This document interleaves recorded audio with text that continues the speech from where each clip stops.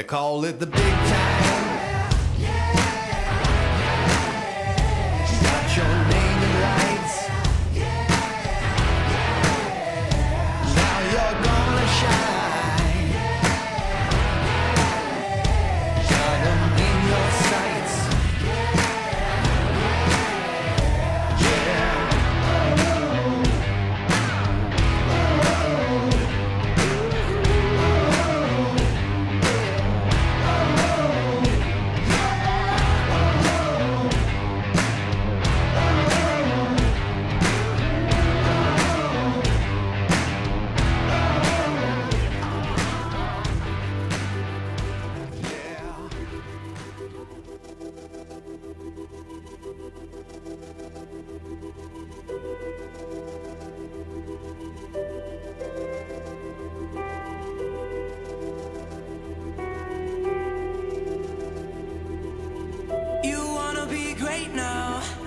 You're just trying to find a way out.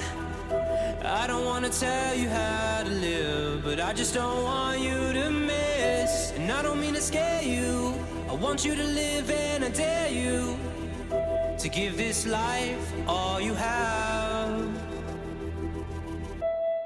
Yeah, all you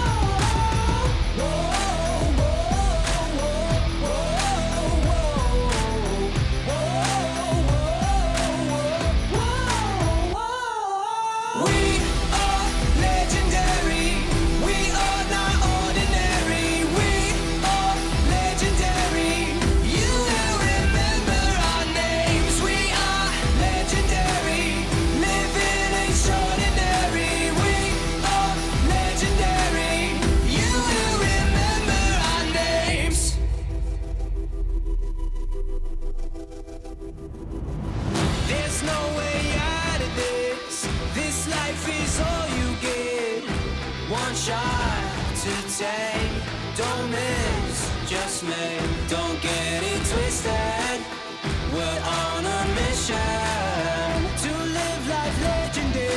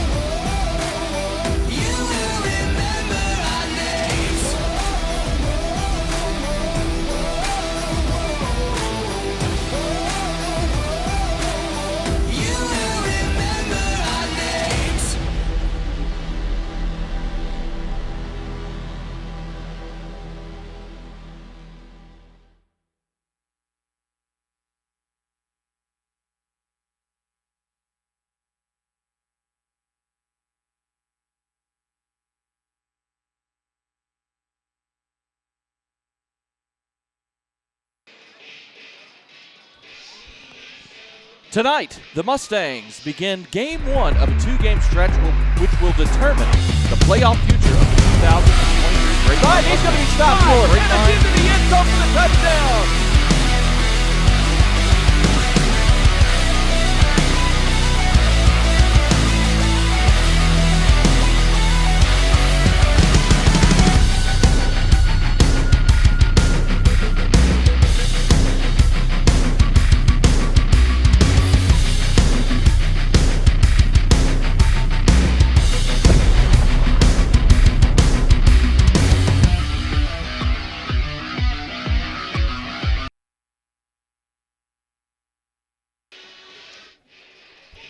Good evening, and welcome back to Mustang Panther Stadium here in Grapevine, Texas, where tonight the Grapevine Mustangs will take on the Wyatt Chaparrals out of Fort Worth ISD as the Mustangs begin a two-game set which will determine their playoff future. I'm Jacob Dedamore, along with my broadcast partner Tim Smith from Champion Sports Radio, and I'm glad to be back in the saddle tonight. Thank you to Philip Kern for filling in for me last week.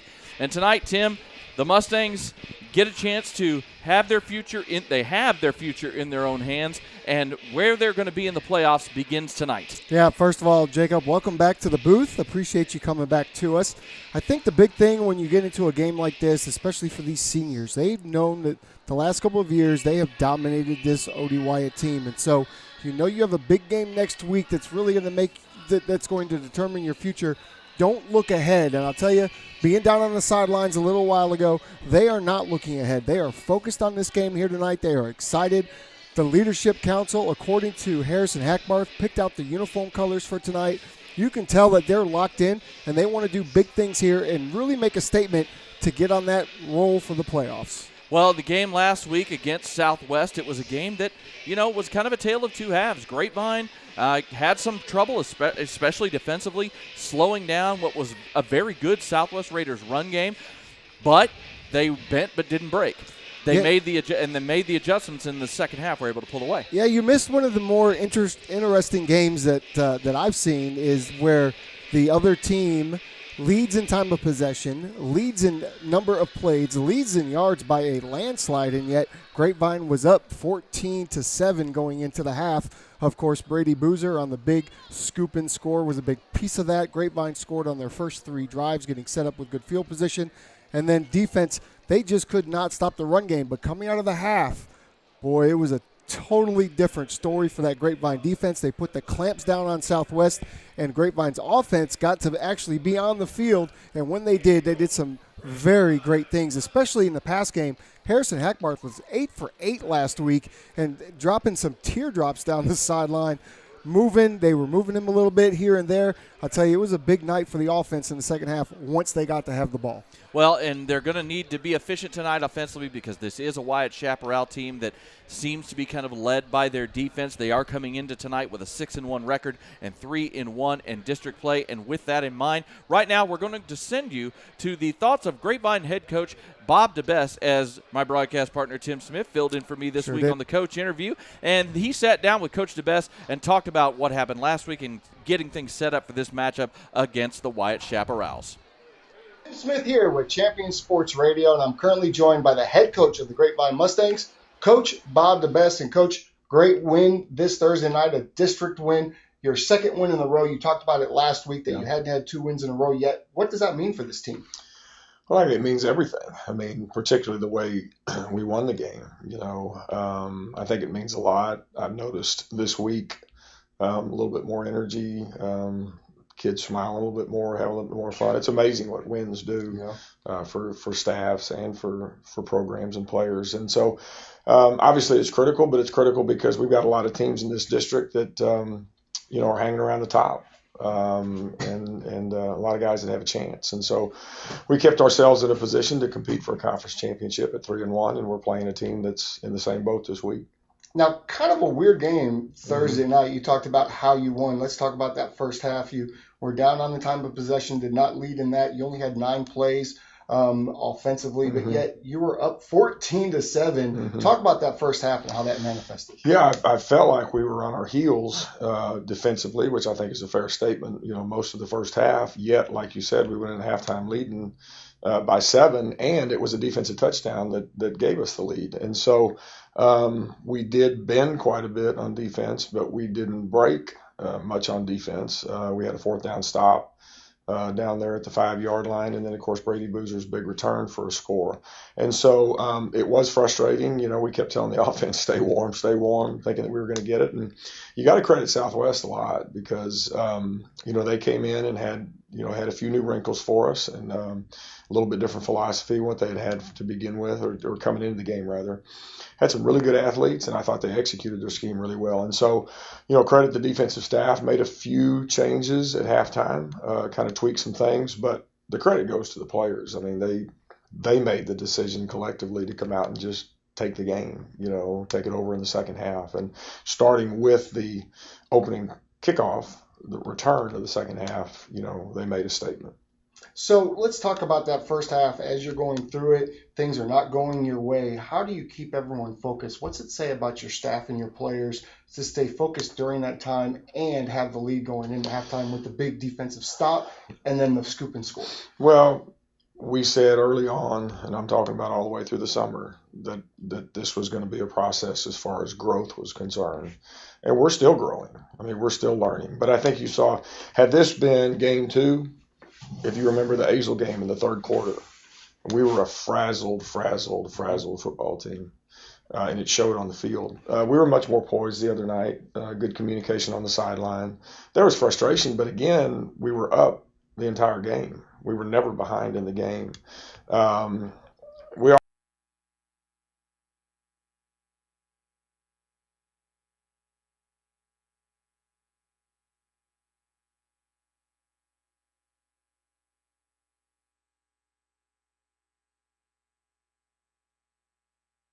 Smith here with Champion Sports Radio, and I'm currently joined by the head coach of the Grapevine Mustangs, Coach Bob DeBest. And Coach, great win this Thursday night, a district win, your second win in a row. You talked about it last week that you hadn't had 2 wins in a row yet. What does that mean for this team?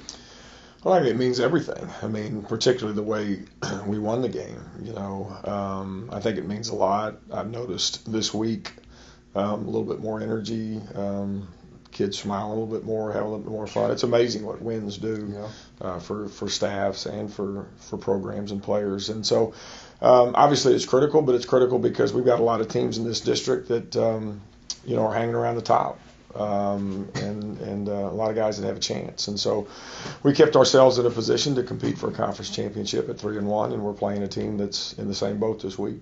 Now, kind of a weird game Thursday night. You talked about how you won. Let's talk about that first half. You were down on the time of possession, did not lead in that. You only had 9 plays offensively, but yet you were up 14-7. Talk about that first half and how that manifested. Yeah, I felt like we were on our heels defensively, which I think is a fair statement. Most of the first half, yet, like you said, we went in halftime leading by 7, and it was a defensive touchdown that gave us the lead. And so we did bend quite a bit on defense, but we didn't break much on defense. We had a 4th down stop down there at the 5-yard line, and then of course Brady Boozer's big return for a score.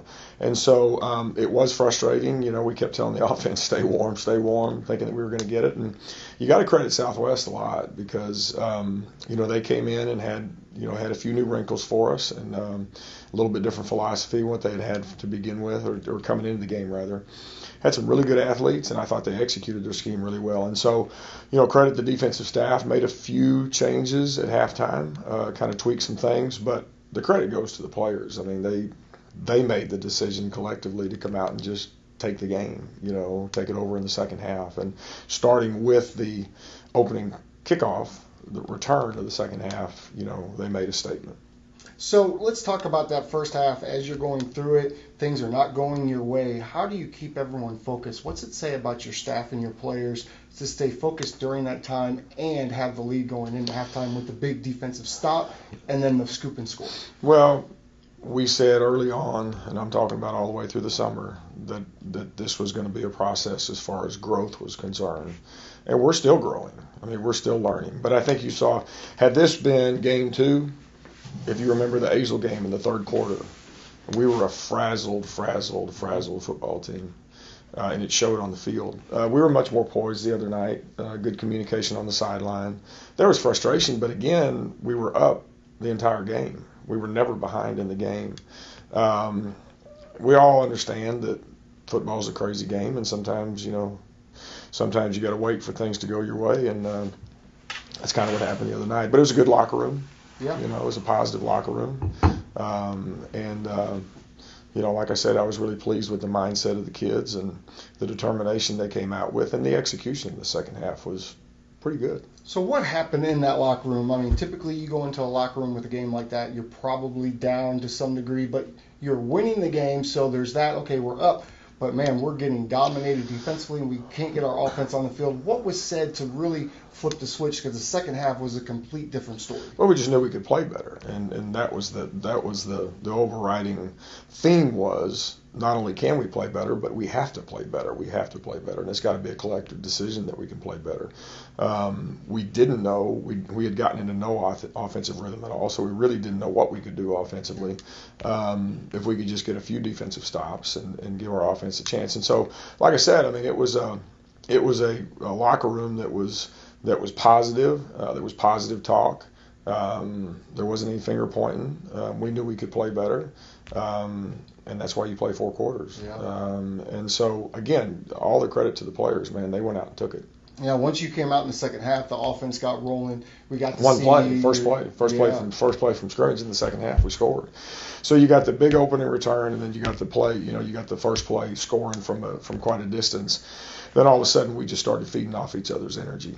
Defense got a 3 and out, and then it was on. And we saw some new things, not new things necessarily, but some things from the offense that we hadn't seen earlier in the year with some bootlegs with Hackbarth, particularly going to his left, getting turned around, getting some nice completions, hit Connor on a big pass down the sideline. That must have been nice to see see Hackbarth kind of open his game up a little bit. I mean, he was 8 for 8, 8 for 8 for 108 yards and a touchdown, and so that's always good to see. Plus, it was good to see several guys getting involved with that. And the thing that I want to emphasize again is we got some wide receivers that are really doing a good job of blocking on the perimeter. Matheny, Darius Burns, Rondell Williams in there at receiver that they don't appear in the box score, but they're doing some really unselfish things to help our offense get better. Couldn't agree more. We talked about it a lot, and of course Carradine had the big springing block for Burns this weekend, which is great to see because Carradine's usually the one saying bye-bye to everybody, as we call him, bye-bye Carradine. Now coming down the stretch, we talk about the playoffs. You're coming up against a team, OD Wyatt, also 3-1 in the district, just like our Grapevine Mustangs. You haven't had problems with OD Wyatt in the past, so the seniors know this. Knowing that they're coming in with a good record and these last couple of games are so important, how do you keep them focused and understanding that, hey, anything can happen, it's still a 4-quarter game, we have to go out and play regardless of what's been done in the past? It sounds trite. I mean, I know it sounds trite, but from day one, we've been a next play culture, a next play mentality as far as the program is concerned. So we celebrated the Southwest win. I mean, we're always going to celebrate wins because it's hard to win. But as soon as it was time to shift our focus to Wyatt, it was not difficult to get their attention. I mean, it's not like, it's not like we don't have a lot of improvement in front of us. It's not like we can't take this thing to another level. In my opinion, we're starting to kind of come into our own a little bit from an execution standpoint on both sides of the ball. We've got some guys that are developing some confidence. So a lot of respect for OD Wyatt, 6-1. Their only loss is to Arlington Heights, and it was a close ball game. They're looking at competing for a district championship just like we are. 18 starters back from a year ago, so that gets your attention real quick. I mean, 18 starters compared to where we are, even though we've gotten more experience now as the year's gone on. So it's a team that knows how to win, and it'll be another test just like Southwest was. We said Southwest was going to be tough. Nobody wants to hear that. Nobody wants to believe that. Same thing is true with Wyatt. Well, we're certainly looking forward to the last stretch of the season and getting into the real season, which is the playoffs. Thank you so much for your time, Coach, and best of luck to you tonight. that's going to do it here for us on the pregame interview with Coach Bob DeBest. More to come on the AC Pro pregame show here, powered by Tradio.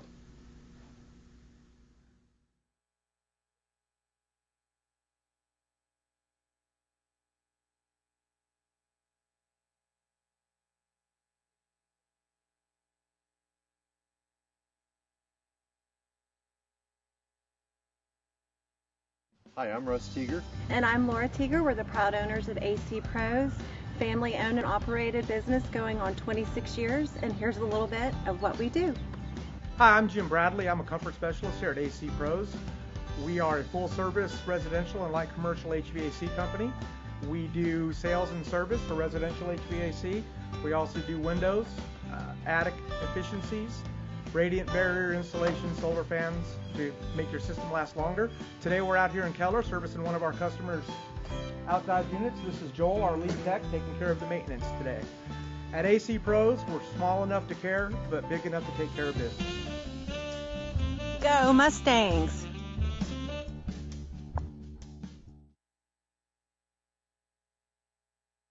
If you need to sell your car, truck, or SUV, now's the time. Classic Chevrolet and Grapevine is buying more than ever, which means you'll get more than ever from the #1 Chevy dealer in America. As your regional buying center, getting an offer is as easy as driving through and getting a check on the spot in minutes. Or use it to trade into a new Chevrolet and save even more. This is Texas. This is classic. Relax and enjoy the difference.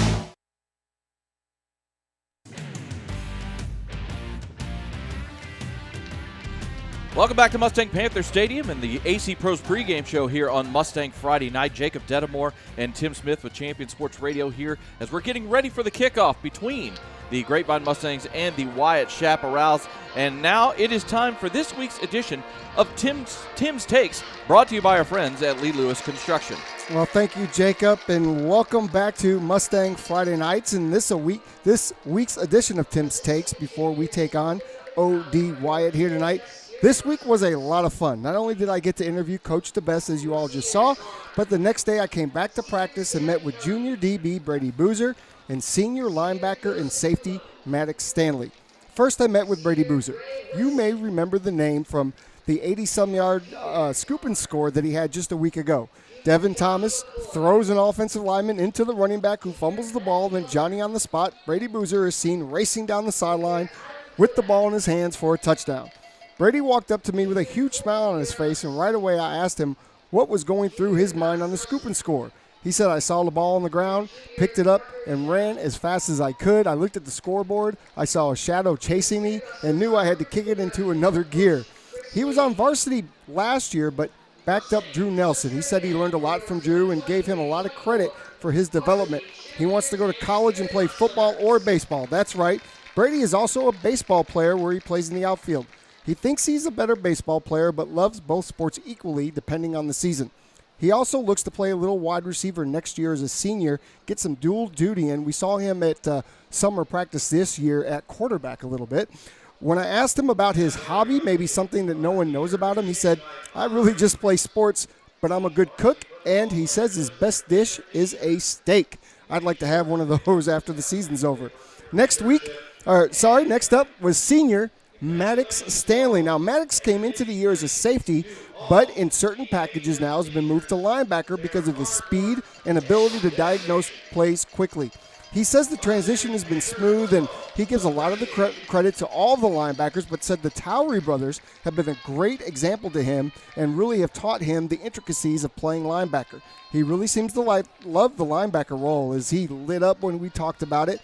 He said he would love to play at the next level, but he's really focused on just going to college and really getting his education. He can be seen breaking up passes in the backfield, sacking quarterbacks, tackling running backs. He's simply everywhere and a huge X factor for this stout Grapevine defense. I loved Maddox, what he had to say about his teammates and his friends on and off the field. He wanted to give a shout out to his mom and his dad and thank them for watching the game on Tradio and coming to all the games. His hobby, he's a fisherman. He's got some ponds there by his lake, Jacob. He likes to go out fishing. Fair to say both these young men are great examples for their teammates they really embody what Mustang football is all about. I really enjoyed meeting them, Jacob, and looking forward to them doing work here tonight. Well, and they are going to have to do that work here tonight, Tim. Thank you for that. That's this week's edition of Tim Takes, brought to you by Lee Lewis Construction. This Wyatt Chaparral team coming in at 6-1, but when you really kind of get into the numbers, they are a team that seems to very much be led by their defense, not as much on so much on their offense. But that doesn't mean they don't have athletes. Defensively tonight, the Mustangs are going to have to be better than they were in the first half last week. It's slowing down an effective ground game, as I think we're going to see a combo tonight of playing quarterback between Jaworski Lane Jr. A&M fans and fans of college football in the state will know that name. Yes, it is the son of former Texas A&M Aggie Jaworski Lane. He's a sophomore wide receiver. They also have D'Artagnan Crawford, who is a senior wide receiver. I think they're going to be splitting time at quarterback, as the starting quarterback at the beginning of the season, Cade Barrett, the senior, is not with the team at this time. So I think they're going to be splitting duties. But when those two young men have gotten behind center and thrown the ball, I'm sure they pick and choose, but they've been extremely efficient based on the numbers we've seen. They don't throw a lot, but what we've seen so far, they have been very efficient when they do throw it. Yeah, well, it's tough when you have, the quarterback not be able to play. We don't know what that situation is. I do see a young man throwing the ball on the sidelines with a boot and crutches. That could be the situation. But at any rate, you're right. We have two receivers going in there, underclassmen, trying to play that position. That's a tough position to play, the toughest in all of football. And so you are going to lean on that run game. And for Grapevine, if they want to play some offense tonight, early on, unlike last week's first half, get the offense off the field from your defense. Stop the run game. That's got to be priority number one tonight. Yeah, and Keaton Crawford, one of the reasons D'Artagnan Crawford, not Keaton. D'Artagnan Crawford was the leading wide receiver on this team. We don't know how long he's been having to take some snaps at quarterback, but that shows you how good of an athlete he is, the fact that he was the leading wide receiver. The run game is going to be led by senior number 24, Jalen Stokes McGee, who has had a pretty solid season. The numbers we have for him, again, these aren't complete numbers, but he's been a strong runner for them. He's been the workhorse in the ground game. It is going to be a situation tonight where the defense is going to have to probably focus on keeping the quarterback contained, not let them get out, because I would expect tonight we may see a lot of what you saw last week against Southwest, with a lot of mixing it up and maybe a lot of option zone read type of attack. Yeah, and I think Grapevine will be ready, right? They've been working for this all week. I know that they were in the film room really looking at that run game. They made some great adjustments at halftime. Listen, this is a team that is confident. They had Taylor Swift blasting at practice this week. Lord. They are ready to go. I don't know if Taylor's here tonight. If she is, come on up to the box, say hello, sing a song. But, yeah, they were really excited. They were having a great time at practice, focused, and I expect big things from them here tonight. We see the Mustang walk right now as the team is taking their walk through the home side of the stands. That's brought to you by our friends at Big Fish Seafood Bar, Grill and Bar, as the Mustangs are making their way down towards the sideline.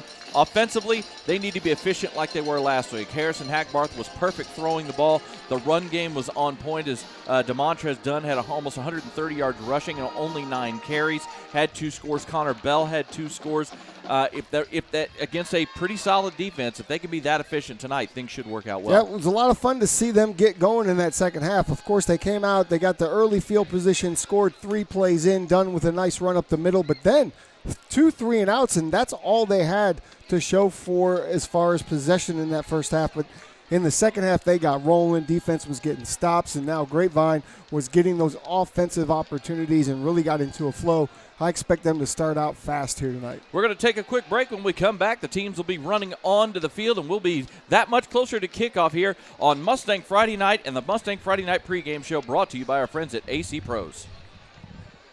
How did you sleep last night? Is your mattress ruining your sleep or causing your back to hurt? If yes is the answer, it's time for a new mattress and a rest test. At Stacy's, our trained sleep consultants are here to take the guesswork out of buying a new mattress. An important purchase like this shouldn't be made online or shipped to you without a rest test. We have so many options and prices to choose from. Let us help you select the perfect mattress so you'll sleep better tonight. Remember, if you're not shopping at Stacy's, you're burning money.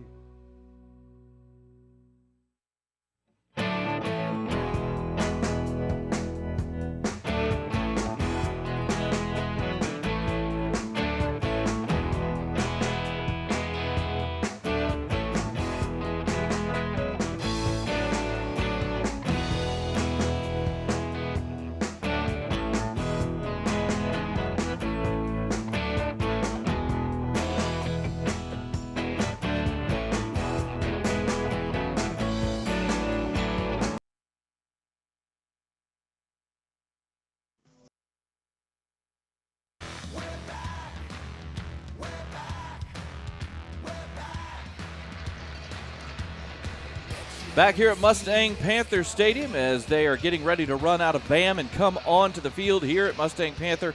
And this is Mustang Friday Night presented by Tradio. Jacob Dedamore and Tim Smith here from Champion Sports Radio. This pregame show brought to you by our friends at AC Pros. Both teams are actually getting ready to come on the field as we're about 7.5 minutes prior to kickoff. The Mustang captains are ready for the coin toss. We're still waiting for the Wyatt Chaparrals to send their captains out tonight. For the Mustangs, it looks like Harrison Hackbarth, Major Hecht, looks to be Ryan Hamilton at one of the captains, and then DeMontrez Dunn, the other captain tonight. Well, can't go wrong with any of the one of four of those. And I'll tell you, that's a workout, Jacob. You look at them, they come out of the locker room, which is at the far end of the stadium. They do the Mustang walk. They walk all the way through the stands. They come back. They walk the entire length of the field, back behind the field, get into the little Mustang horse, and now they're going to run out and expend a lot more energy.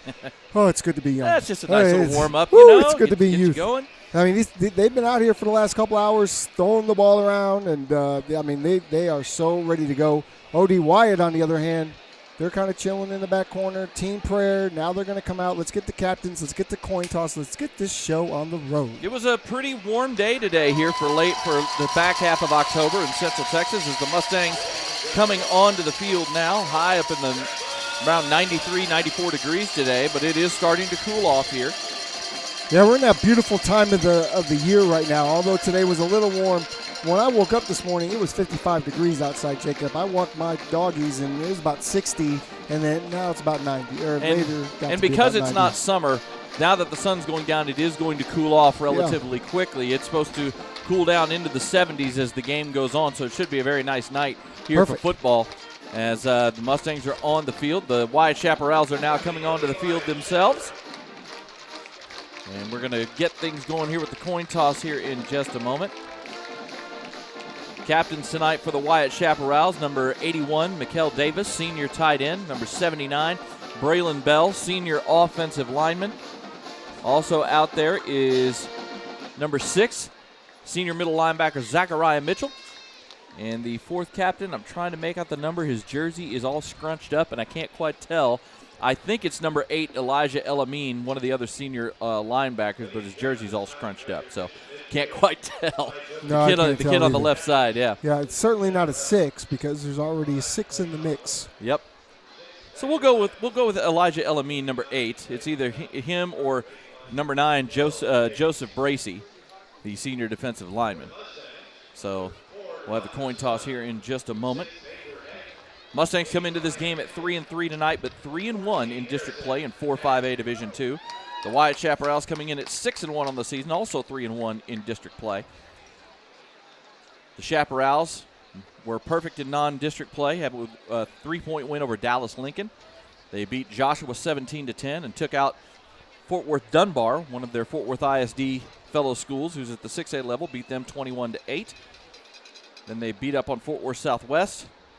Fell to Arlington Heights in week 2 of district play, 20-6. And then last 2 weeks, got wins over Northside and Poly.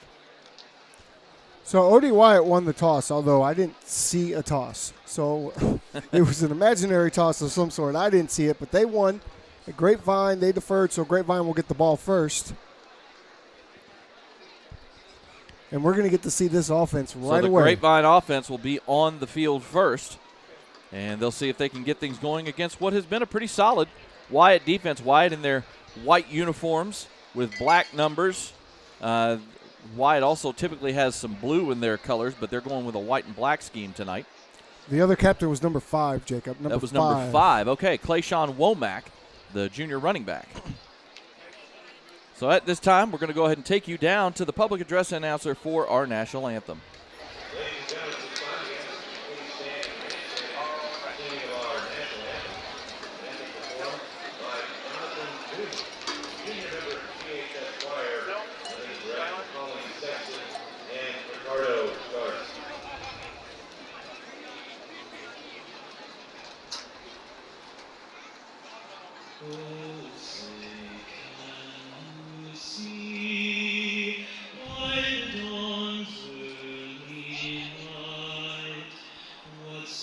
Proudly we hailed at the twilight.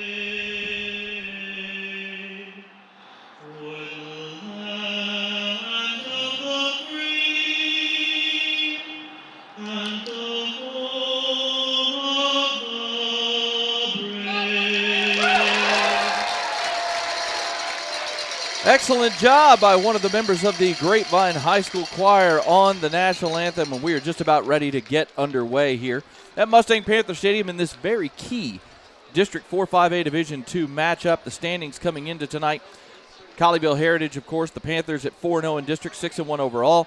They are in first place, and there's a three-way tie between the Mustangs, the Chaparrals, and the Yellow Jackets of Arlington Heights, all at 3-1. The Mustangs will play Arlington Heights next Friday in downtown Fort Worth at Farrington Field.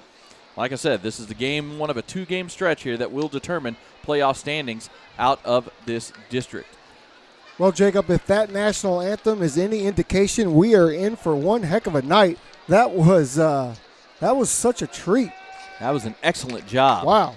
I didn't get to catch the name of that young man, but he did a fantastic job. Victor Morellis, number 40, the junior, will be the kicker for the Chaparrals. Back deep to receive this opening kickoff, number 1, Bryson Davis, and number 21, Rondell Carradine. The starters for the Mustangs on the offensive line up front at left tackle, senior Ryan Knight, number 64.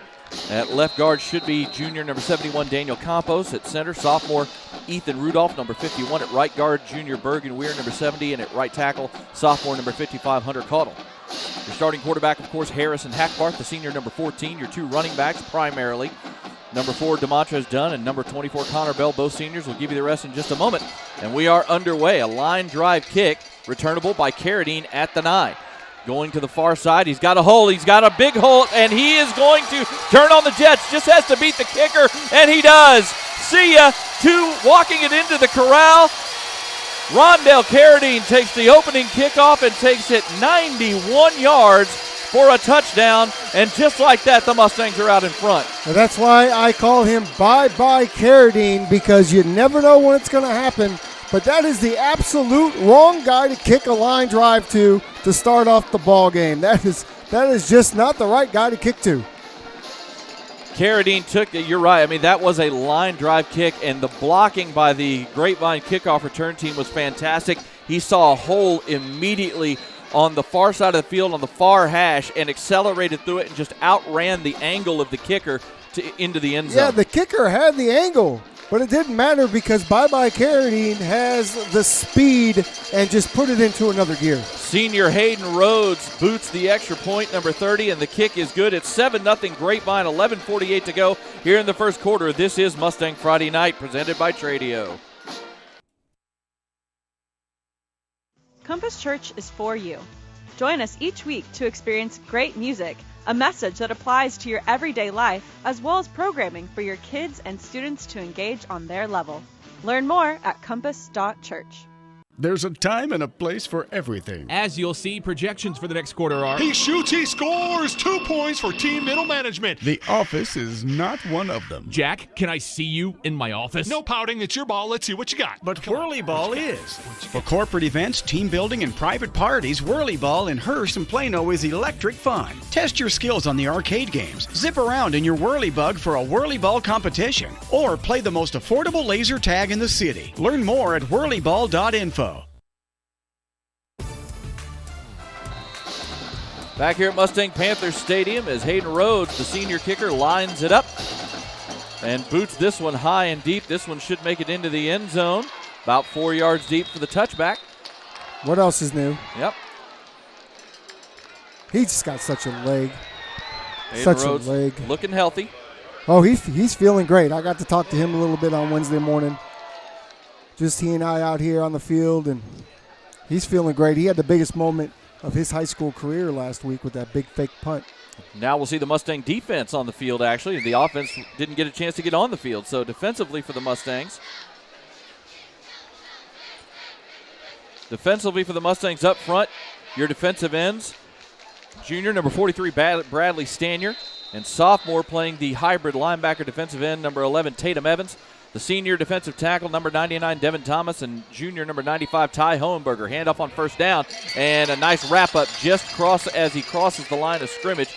Brady Boozer, number 9, on the tackle. They wrapped up Jalon Stokes-McGee, the senior running back, gain of 3 out to the 28. Your linebackers are senior Leighton Towery in the middle, At the Sam, it'll be number 6, senior Major Hecht, as Wyatt is going hurry up. Speed option to the near side, and not much there. Maybe a yard, as starting at quarterback is D'Artagnan Crawford, the senior that we talked about, Tim, in pregame.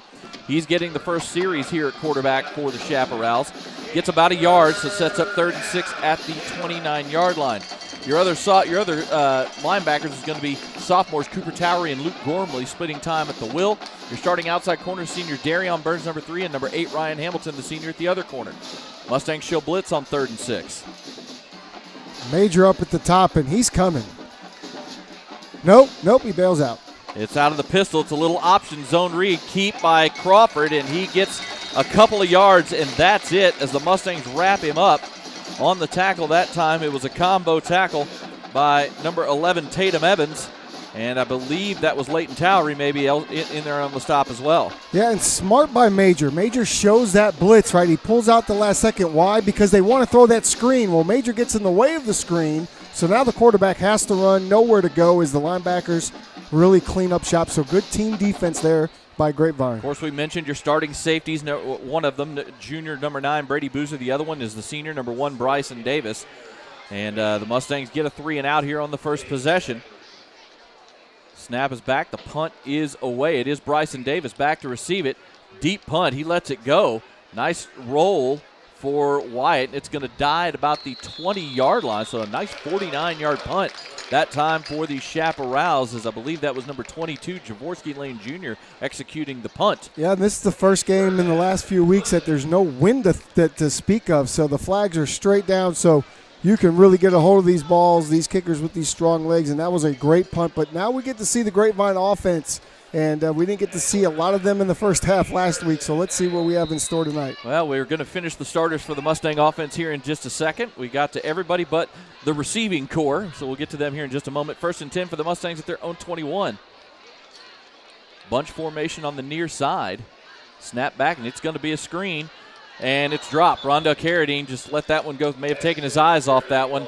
Let that one go right through his hands, and it looked like he had some blocking in front as well. Yeah, we don't see that very often, but he certainly had that set up. I guarantee he has another opportunity. He won't drop it like that. Rondell Carradine, of course, the senior, starts in the slot, and he will motion into the backfield a decent amount of times. Your 2 outside wide receivers, senior number 10, Will Matheny, and number 2, Darius Burns. Your starting tight end, number 29, Ian Hatton for the Mustangs. 2nd and 10, snap back, handoff, and nowhere to go. Great job by the front of this Wyatt defense, as DeMontrez Dunn is stoned right at the line of scrimmage. Leading the charge that time was number 50, Emmanuel Shelton, the senior defensive lineman.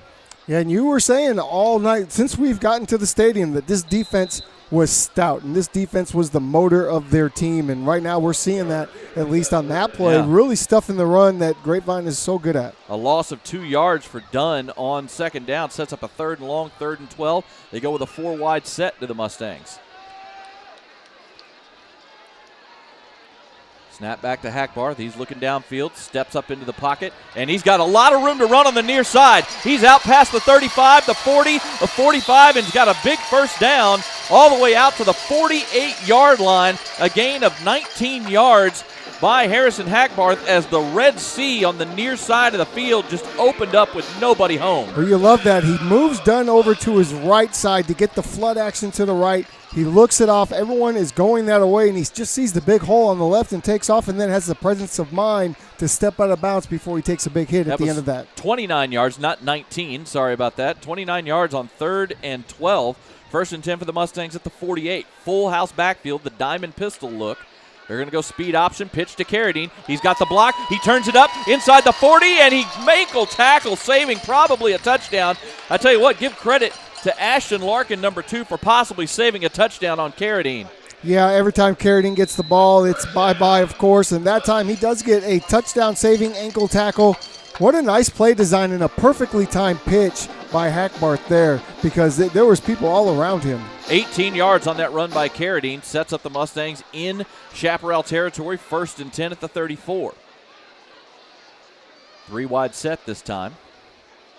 Carradine comes in motion, and we're going to have flag. Had a little jump on the line of scrimmage. I saw one of the players move. I think it might have been Ryan Knight, the left tackle. And right there, they were about to do what you had talked about earlier. Carradine coming in motion into the backfield, and at that point, it becomes a triple option. We can hand off to the running back, to the up back. We can run as the quarterback, or we can pitch to Carradine as he comes around with that pitch relationship. So the false start moves it back to the 39-yard line. 1st and 15 now. Same formation. Carradine once again coming in motion. They hand the ball off to Dunn. Makes a nice move at the line and gets a solid gain. Almost got nearly all the penalty yardage back. Nice tackle that time by Elijah Elamine, the senior outside linebacker, but a nice move by Dunn to get a good gain on 1st down. Dunn is so good inside the tackles, negotiating the little creases that you can see. I mean, the vision that he has and the ability to get through those holes quickly, and he gets you a good chunk of yards back, like you say, almost that penalty. All those penalty yards are back, and now you're starting at 2nd and 10. Officially a gain of 4, 2nd and 11 now at the 35. They go with 2 backs in the pistol behind Hackbarth. Both Dunn and Bell. Snap back, hand off to Dunn. He's got room on the corner on the right side and dragged. Boy, that's another nice tackle. Dragged down by the jersey that time by number 44, Kelton Thompson. For the moment, he saved at least a 1st down because the yardage was there for Dunn. Dunn was about to get that corner. Oh, my apologies. That was Tatum that had just about to get that corner, but a big-time saving tackle there by number 44. Yeah, it was Dunn and Tatum in the backfield that time, not Connor Bell, but a gain of 4 yards sets up a 3rd and 7. But, yeah, that was an excellent, just grabbed the jersey and didn't let go on that tackle. 3rd and 7 for the Mustangs. Tight formation here with Dunn in the backfield. Wagner goes in motion. Back to throw his Hackbarth. He steps up, and he is going to get dropped. Yes, he finally does get dropped. Tried to get away. Great pressure that time by the defensive front of Wyatt. Making the sack was number 44, Kelton Thompson. They just collapsed the pocket around Hackbarth. He sure did. He thought he could step up, but there was no room to step up into it. He kept fighting, kept those legs driving, but smart to just go down, and now you punt the ball and let the defense take over. Yeah, and that defensive play saves a field goal attempt. It's going to force the Mustangs to punt here after the sack. So Rhodes is on for the punt. 2 receivers back deep. This one a end-over-end line drive, and it'll be bobbled, but bobbled and caught that time by number 11, D'Artagnan Crawford, as he makes the fair catch at the 8-yard line. This first quarter brought to you by our friends at Stacy Furniture and Design. Jacob Dedamore and Tim Smith here with you from Champion Sports Radio. This Mustang Friday night broadcast produced by Tradio. The Wyatt Chaparrals will take over 1st and 10 at their own 8, already trailing 7-0 with just under 7 minutes to go here in the first quarter. And I'm a little surprised at OD Wyatt's offense moving as quickly as it is. They came out right to the line of scrimmage ready to go. Handoff on 1st down, up the middle, and breaking into the open field. Nice job just getting through the mess that time by DeMario Goss. The junior, number 1, the running back, looked like everything was just kind of hemmed up, and he popped through the hole and got all the way out to the 23-yard line, a gain of 15. Sure did, and the safeties had to bring him down, and that's never good. Goss with the handoff again, gets across the line of scrimmage and is wrapped up after about a 2 or 3 yard gain. That time it was Ty Hohenberger getting the stop, officially a gain of 3 at the 26, 2nd and 7 now. Now Hohenberger will come out, get a nice little well-deserved break. Get you these starters as we can identify them for the Wyatt Chaparrals on offense. This time they go spread out with 3 wide. Handoff this time coming around off left tackle. Nice solid gain out to the 31 by number 24, Jalen Stokes-McGee. Gain of 5 yards to set up a 3rd and 2. Well, this is a huge 3rd down. This kind of sets the tone for OD Wyatt if they're going to be able to get these short yardage plays. How good are you going to be on 3rd down? Can you extend drives? Or is the Mustang defense going to be able to step up and make a play here? This time they're going to bring the wide receivers in a bunch formation to the near side of the field and spread out the Mustang defense. Crawford takes the snap, handoff to Goss. He's got room, got the 1st down out past the 35 and just pushes the pile out to the 40-yard line. Gain of 9 yards that time for DeMario Goss, and now the Chaparrals have kind of gotten this run game going here. And that's what we were afraid of coming in, was the Chaparrals getting the run game going as Southwest did early last week, and could Grapevine's defense stand up to it? they did on that first drive here, though now the Chaparrals starting to get on the move a little bit. 1st and 10 at the 40 for the Chaparrals. Going to go speed, quarterback, basically a quarterback power, and the speedy Crawford takes it around the corner on the left side. They're going to say he stepped out at the 48, so it's going to be an 8-yard gain, but they really did a good job sealing the corner that time, did the Chaparrals. Well, that's what you do when you have your number one quarterback or your number one wide receiver in at quarterback is you can get him around the corner and still let him make plays in space. Find a way to do that, and that was a good play design there to get him out on that corner and get him in space. Your starters on the offensive line for the Chaparrals, number 75, Emmanuel Franco at left tackle. The massive Tyrese Garland, number 72, at left guard. He weighs 390 according to the roster. 2nd and 2, handoff, coming around left side, but Bradley Stanier wraps him up in the backfield for a huge loss. Stanier beat the block immediately. It was helped out by Tatum Evans, who helped clean it up, but the play was made by Bradley Stanier, who got around the end and got around the waist of Jalen Stokes-McGee. A heck of a play. They talked about it on the Coach's Show a couple of weeks ago, is everybody do your 1/11th. We used to say the same thing to our arena guys. Everybody do your 1/8th. Well, Bradley Stanier certainly did his 1/11th on that play, beating the block right away and making that huge tackle, giving them a 3rd and long. Loss of 5 on the play, sets up a 3rd and 7 now. Shotgun snap back, and Crawford's looking to throw. Now he steps up. He's got room to run. Makes a move and gets up near midfield, but he's just short. Oh, I'll tell you what, that was a really good move by Crawford initially, and I think if he had just kept going, he would have gotten the first down, but he tried to make another move, and that ended up costing him as he gets tackled a yard short. Sometimes those extra moves can cost you extra yards. And now they have a decision to make and no decision. It looks like they're just going to go for it. Yep, 4th and 1 at the 49 of the Chaparrals. 3:42 to go here in the first quarter. And here at midfield, the Chaparrals are going to go ahead and take the shot. Snap back, hand off to Doss, and he's got the first down. Nice blocking up front, opened up a hole between the tackles, and he gets a gain of 4 yards to move the chains at the Grapevine 47. They continue to chew up yards inside the tackles there. They did have the one run on the outside, but they're really chewing up those yards in the middle. The rest of this offensive line at center, number 65, Rakundo Louie, a junior. At right guard, you have, as I'm trying to get these numbers, you'll have to give me just a moment. I know at right tackle is number 75, Braylon Bell, the senior captain, who we saw earlier. At right guard is number 77, Nicholas Woodard, the senior as well. This is a pretty decent-sized offensive line, all averaging about 240, 250, except for Garland, the big left guard. The big left guard. 1st and 10 for the Chaparrals at the Mustang 47. Now Crawford rolls to his left, fires one up the sideline, has a man, but that pass is incomplete. The pass was just a little bit underthrown, and that allowed number 3, Darion Burns, to close and maybe get a hand on that pass. Yeah, Darion was beat, but that ball was hung up a little bit, and Darion using that closing speed to catch up to the ball and really make a nice play and not get the interference call. So 2nd and 10 now. Again, we don't have complete numbers for this Wyatt team, but I can tell you that Goss, from the numbers we had, was averaging a little over 5 yards a carry this season. Stokes more the workhorse in this running attack.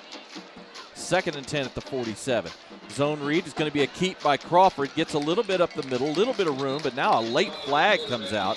Crawford gained about 2 yards to the 45 before he was wrapped up by Evans and Maddox Stanley. We'll see what the penalty is. You know, this is interesting, Jacob, and I don't know that I've seen this at the high school level at all. 4 different coaches come out onto the field before every play. Half of the team goes to the coaches except for the offensive line. They get the play. They all come back. The coaches go back to the sideline, and then somehow that play is communicated to the O-line, and they run the play. I've never seen anything like it. The flag, unfortunately for the Mustangs, was a face mask on the tackle, personal foul, so that'll move the ball down to the Grapevine 30. And one of the offensive linemen for Wyatt was injured on the play and is coming off. It was Nicholas Woodard, the 6', 250-pound senior, and he was playing right guard in this offense, so he's going to come off for at least a couple plays as he was helped off the field. Yeah, we don't know how deep they are either, right? They're not as deep as Grapevine. We understand that, but we wonder how many they have. Checking in is number 52, Lindell McCurran. He's going to move to center, and moving over to right guard is going to be Rakundo Louie, or Lewi. I'm not exactly sure how to pronounce that. First and 10 at the 30. Mustangs show blitz, handoff up the middle. A little bit of room, but not much. A gain of maybe about a yard, as that was Major Heck. I believe that was that was Stanley, I think, coming up to the line that time to show blitz. Maddox Stanley showing blitz. As he wants to pull out, he kind of slips a little bit, which helps him because no one's able to get a hand on him, and he's able to really make first contact to make that tackle. Only a gain of yard on a first down for Goss. 2nd and 9 now at the 29. 2:10 to go here in the first quarter from Mustang Panther Stadium. Snap back, quarterback draw by Crawford. And he breaks a tackle, gets around the corner, and now he's into the open field, inside the 10, the 5, and we'll see if he got in or not. They're going to say he got knocked out at the 2, but there's that speed that we talked about as Crawford now playing quarterback, who was the leading wide receiver, and he showed off that athletic ability right there, basically just outrunning the angles of the Grapevine defense and getting all the way down to the 2. He certainly did, and it took an incredible effort from Brady Boozer, who comes from the other side of the field, to knock him out at about the 2-yard line. Otherwise, that's a walk-in touchdown. An impressive drive being put together here by the Chaparrals. Their first and goal at the Mustang 2, just under 2 minutes to go. Hand off to Doss up the middle, and he's into the end zone for the touchdown.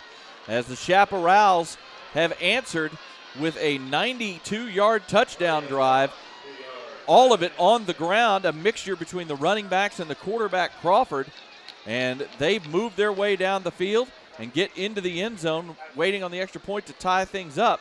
But we do have another injury, unfortunately, as Lindell McCurran, the young man who had just checked in a few minutes ago for the other injured Wyatt Wyatt offensive lineman, is really struggling, and he needs help from a trainer to get off the field. Oh, you hate to see that. Yeah, he's up on his feet, but needs some help getting to the sideline right now. But, man, that was an impressive drive by this Chaparral offense. And it was all on the ground, but it was a big variety of what they were doing on the ground, running quarterback, running zone read, running option, quarterback, quote-unquote power or sweeps to the outside, letting their running backs take some of this stuff both on the outside and up the middle. It was a really well-executed drive. Really just looked like they emptied the playbook in their run game there on that drive, and you had to. I mean, you had a long way to go, but they were able to pull it off, and it was up the middle. It was on the outside. It was the backs. It was the quarterback, a little mix of everything and everyone. And that is a pretty good-sized offensive line that this Wyatt football team has, and they got some movement up front. Snap down, the extra point is up, and they were kicking it from the near hash, which is a little different on an extra point, but it is good. And with 1:56 to go here in the first quarter, we are all tied up at 7 apiece. Jacob Dedamore and Tim Smith here from Champion Sports Radio, and this is Mustang Friday Night, powered by Tradio. Hey guys, this is Jose with Infinity Solar. Today we're out here in McKinney, Texas. 48 panels, 18.24 kilowatts, which yearly they're gonna get a total production of 20,664 kilowatts. That's more production than they need, so the electrical company will be able to give them credit for some of that energy that they're gonna be saving. Today we have the Seal Fab panel. It's a US manufactured, comes with a 30-year warranty, some of the best warranty in the industry right now. A job this size usually takes companies 2 days to complete. We're gonna knock it out in 1 day. So that works great for our customers. That way they don't have to worry about taking 2 days off from work. They just have to take 1 day, maybe even half a day off their job. So we'll get this customer up and going, ready for the city inspection, and get them up and going with their system.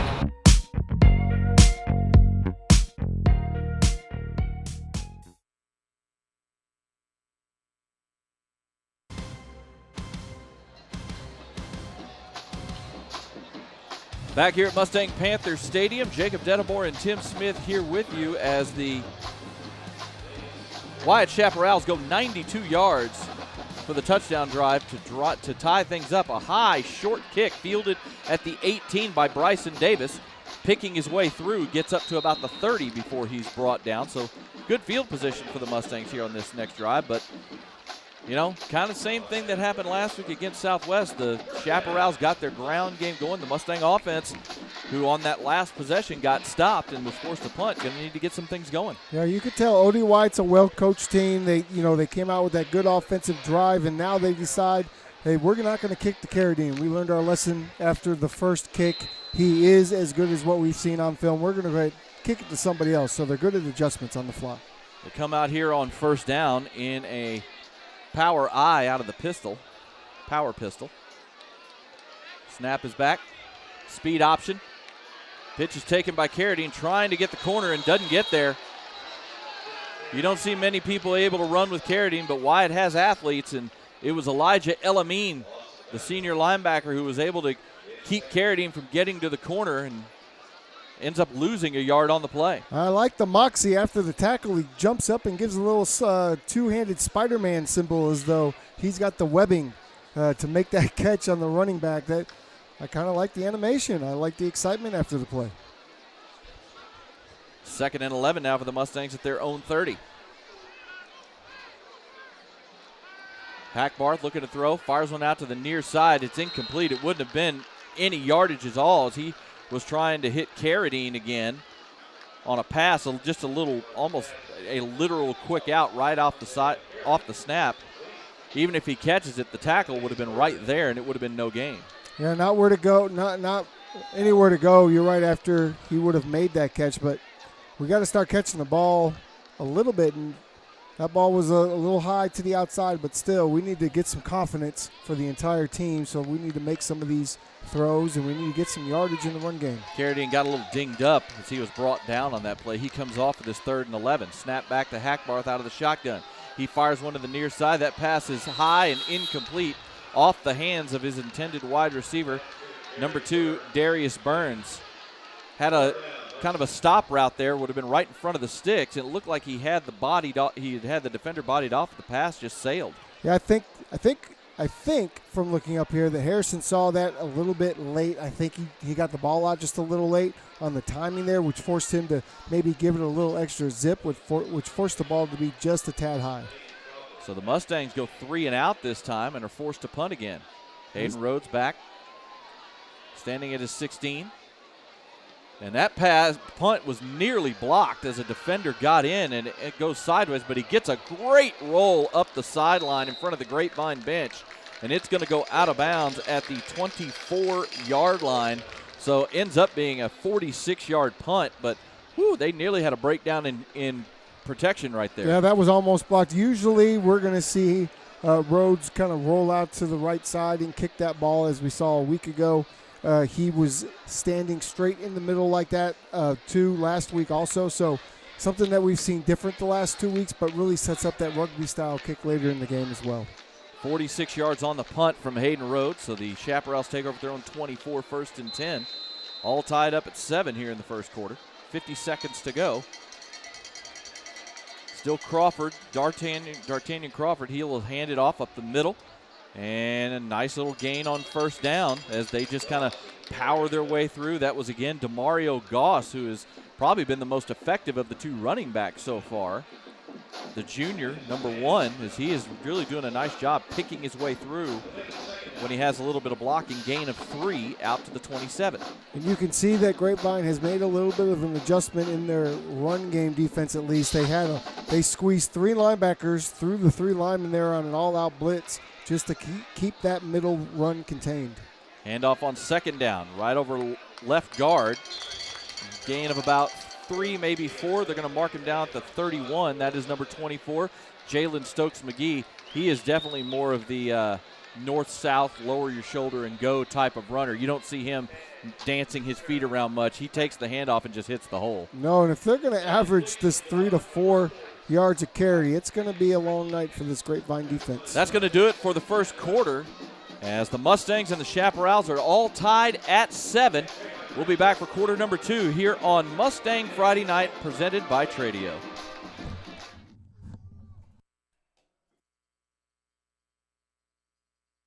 Living in North Texas provides all of us with an amazing quality of life, including an affordable cost of living, outstanding schools, unbelievable cultural opportunities, and the best sports around. But we also have to put up with severe storms.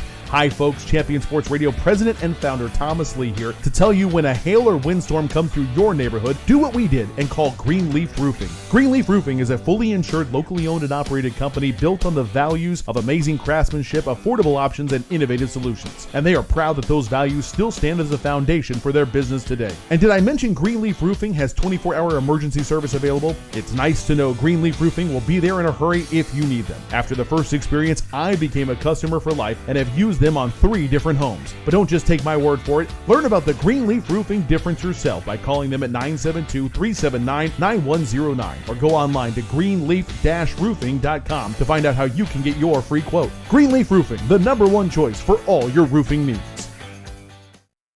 Hi, I'm Russ Teeger. And I'm Laura Teeger. We're the proud owners of AC.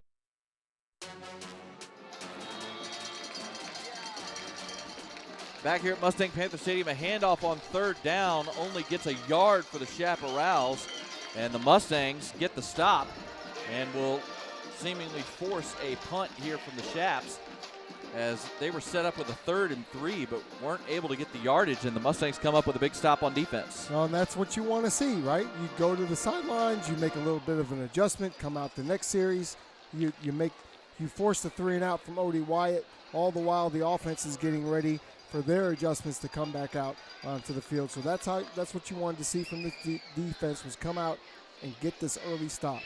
Jaworski Lane Jr. takes the snap, gets a nice punt away.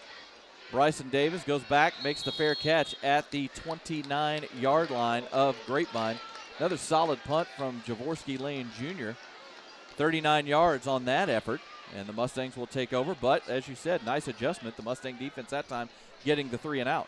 Yeah, and it starts with that up-the-middle rush, and that's what they really wanted to slow down there. You could tell that that's where the pressure was coming from. Grapevine-wise, they were coming right up the gut to really make those zone reads a little bit tougher and take that power run game out of the mix. They officially mark it at the 30-yard line, so that's where the Mustangs will begin. So a 38-yard punt. Offensive line for Grapevine going to have to get some movement on this experienced senior defensive front for Wyatt. Wagner moves in motion to the right side of the formation here on 1st down. Speed option. Now Hackbarth dropped back.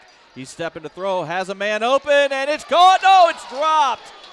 He had DeMontrez Dunn on the wheel route up the sideline, and a beautiful throw from Harrison Hackbarth, and Dunn let it go right through his hands. Oh, he dropped a dime, did Harrison Hackbarth, right down the sideline. That's a touchdown from here. That's a 70-yard touchdown play. Wow, we got the droppies here tonight. It's just such a nice evening. We didn't see any of that in pregame. Everybody was snatching the ball, so they'll get it figured out. Well, and you're right. That was a beautiful route and a beautiful throw from Hackbarth. And if Dunn makes that catch, he threw his hands on his helmet after he dropped it. That would have been 6. 2nd and 10 at the 30. Full house backfield in the pistol. Snap back. It is a handoff. No, it's kept by Hackbarth, and he gets dropped. That time, Harrison might have made a poor read on that one. I think he would have been better served to let Dunn hand that one off because it looked like there was room on the backside of that formation. Really easy for us to see that from up True. here, right? Very true. But, yeah, he certainly didn't make the right read that time, which is unusual. Typically, we've seen Harrison this year. He's gotten really good at this option game. He's gotten really good at the pitch, and typically he's making the right decisions. Yeah, he gets dropped for a yard loss right there, sets up 3rd and 11 now. They're going to go 4 wide and spread out the Wyatt defense.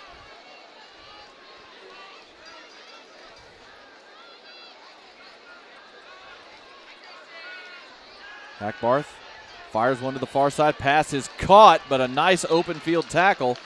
Number 18, Modupe Oyabame, the senior defensive back, drops Darius Burns right where he caught the ball. It's a gain of 8, but is 3 yards short of the sticks on the quick slant. And that's what we've seen so far here from this Wyatt defense. Not only are they solid up front, but they've been tackling really well in open space. I was going to say the most impressive thing that I've seen about the Wyatt defense so far tonight is their tackling. They are making sure tackles, which we don't see very often. And, of course, they got a little lucky with the drop pass. Little rolling rugby style punt from Rhodes this time, and the fair catch. Nope, it's not a fair catch. Jaworski Lane makes it. He gets around the end, out past the 35 to the 36, about a 7-yard return.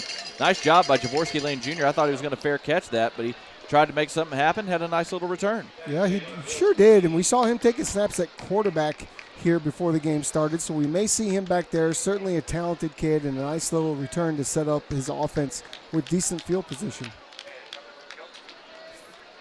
Going to give him. They're going to mark him at the 37, so we'll go ahead and say that was an 8-yard return. A little bit shorter punt that time from Rhodes. Ends up only being about a 26-yard punt after the return.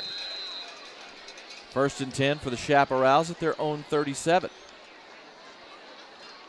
Handoff to Goss, and he is met in the backfield and is going to be dropped for a loss as Ty Hohenberger and Devin Thomas both got into the backfield that time and wrapped him up.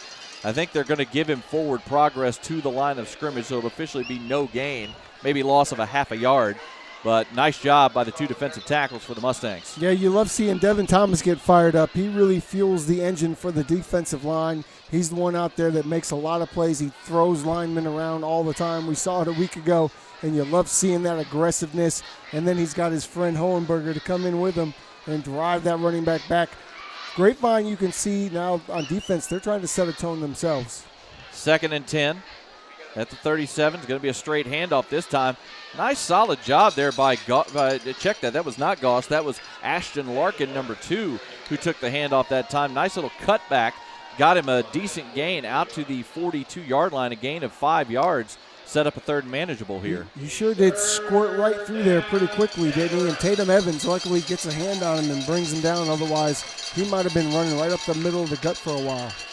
3rd and 5 for the Chaparrals at their own 42. Snap back. Another handoff again to Larkin. Tries to get the corner, and he gets cut down. Nice job that time on the tackle. That was Maddox Stanley. Came up and got to the legs of Larkin and cut him down after only a gain of a yard. That probably saved the 1st down. Well, we talked about Maddox at the start. He plays a little safety. He plays a little linebacker. He diagnoses plays quickly. That's why he's in at that linebacker spot a lot. And that time he diagnoses the run, is able to cut off the running back and make a great sure tackle to bring up the 4th down and bring his offense back on the field. The punt team is on for Wyatt. The Mustangs leaving the defense on the field because they're so close to midfield just in case. Bryson Davis back to receive the kick. Almost blocked by Devin Thomas, who got in. Coming up and bobbling it but covering it is Bryson Davis. He made the fair catch call and then muffed it, but was able to fall right back on it to save the possession. And they get the ball at the 28-yard line. Living dangerously, Jacob. Yep. Living a little dangerously there on the punt return. We don't see that very often. This 2nd quarter brought to you by our friends at Compass Church. They officially mark him at the 29, do the officials. So that'll be a 25-yard punt for Jaworski Lane Jr. Everybody seemed to get their droppies. 27 yards, sorry. Must be the cool weather. 1st and 10 for the Mustangs. Snap back, handoff to Dunn. Trying to find room up the middle. Finds a little bit, about 3 yards maybe, before he's brought down by that defensive front. In on the tackle that time, number 7. Amaj Mitchell, the sophomore linebacker, as well as number 5, Clayshawn Womack. This is certainly an offensive line, a younger offensive line that's still trying to get their grips working together. They're struggling here at the outside of this one just a little bit, particularly on those inside runs. 2nd and 7 now for the Mustangs at their own 32. Under 7 minutes to go here in the 1st half.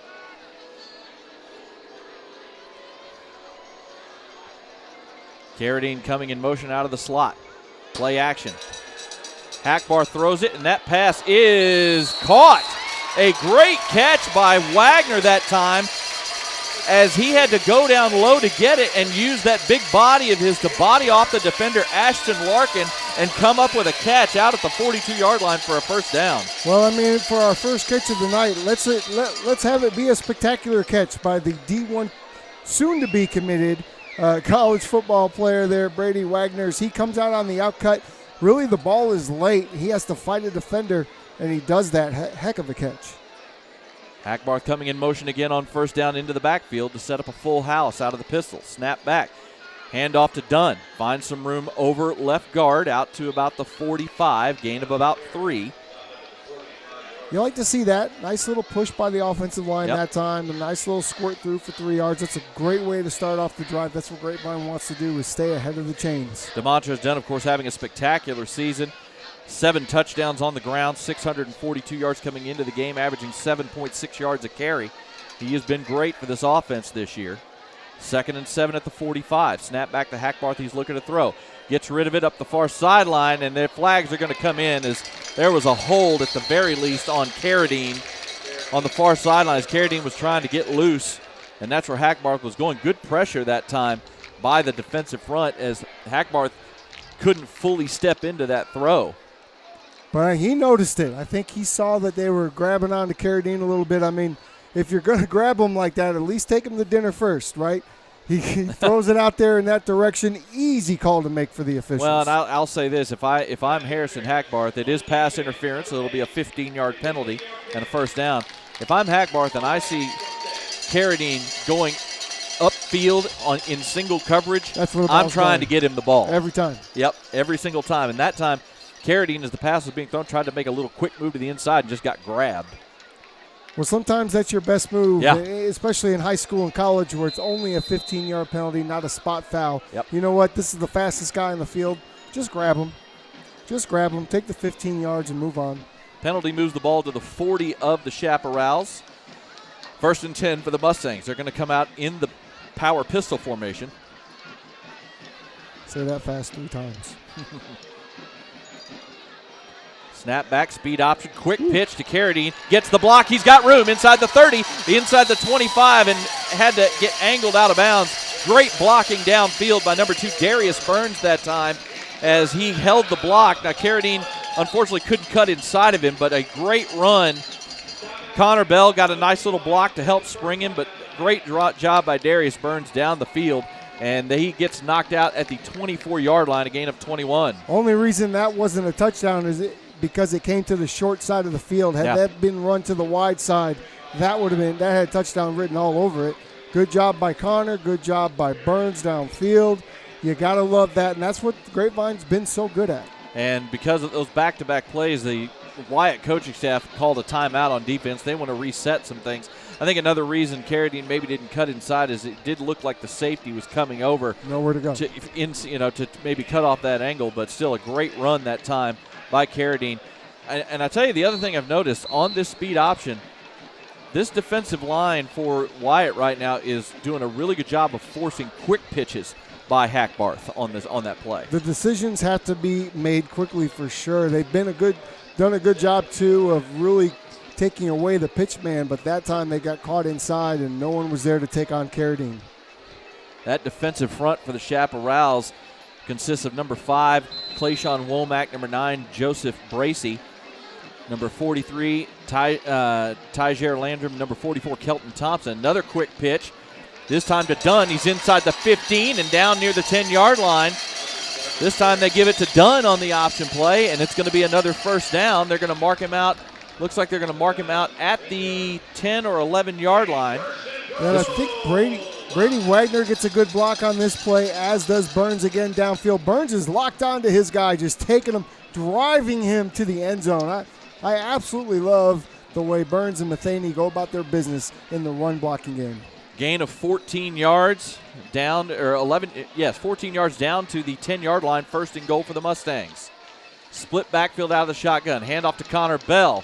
Goes over right guard, gets tripped up at the line of scrimmage. Ends up being a gain of 3. Nice ankle tackle by number 44, Kelton Thompson, the senior defensive lineman. Nice hard-earned runs for Connor's first carry of the night. This is about the area that he scored from last week.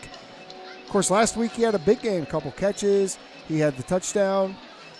Sure, we'll see a lot more of Connor Bell as we go through the evening. Gain of 3 down to the 7, 2nd and goal now, and this time he is in the backfield by himself with Hackbarth as they go 3 wide. Snap back. It is a handoff, and Bell gets drilled in the backfield that time. Going to be a loss of a yard as great penetration by that defensive front. You had Elijah Elamine, the linebacker, and the defensive lineman Joseph Bracey both getting into the backfield that time and dropping Bell for a loss of a yard.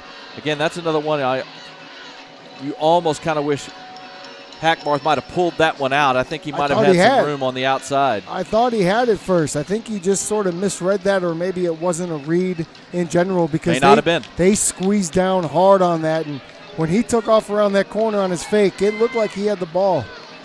3rd and goal now from the 8-yard line. Snap back, handoff. No, to keep by Hackbarth, and he's going to get wrapped up.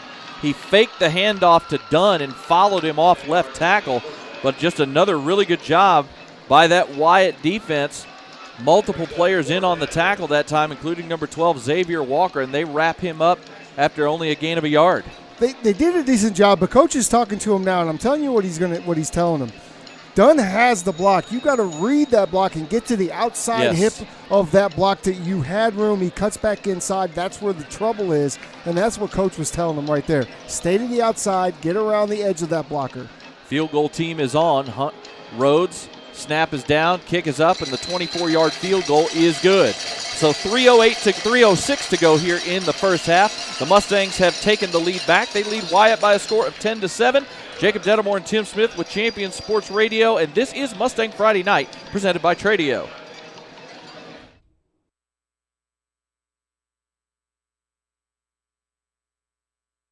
If you need to sell your car, truck, or SUV, now's the time. Classic Chevrolet and Grapevine is buying more than ever, which means you'll get more than ever from the #1 Chevy dealer in America. As your regional buying center, getting an offer is as easy as driving through and getting a check on the spot in minutes. Or use it to trade into a new Chevrolet and save even more. This is Texas. This is Classic. Relax and enjoy the difference.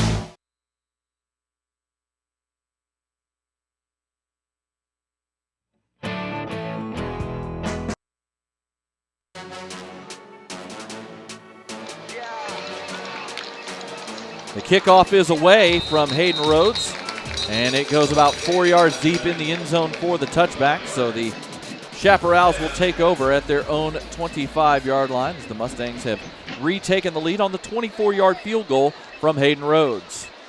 Well, you just love watching Hayden Rhodes kick the ball. It's so smooth, it's so effortless, and he kicks the snot out of it every single time.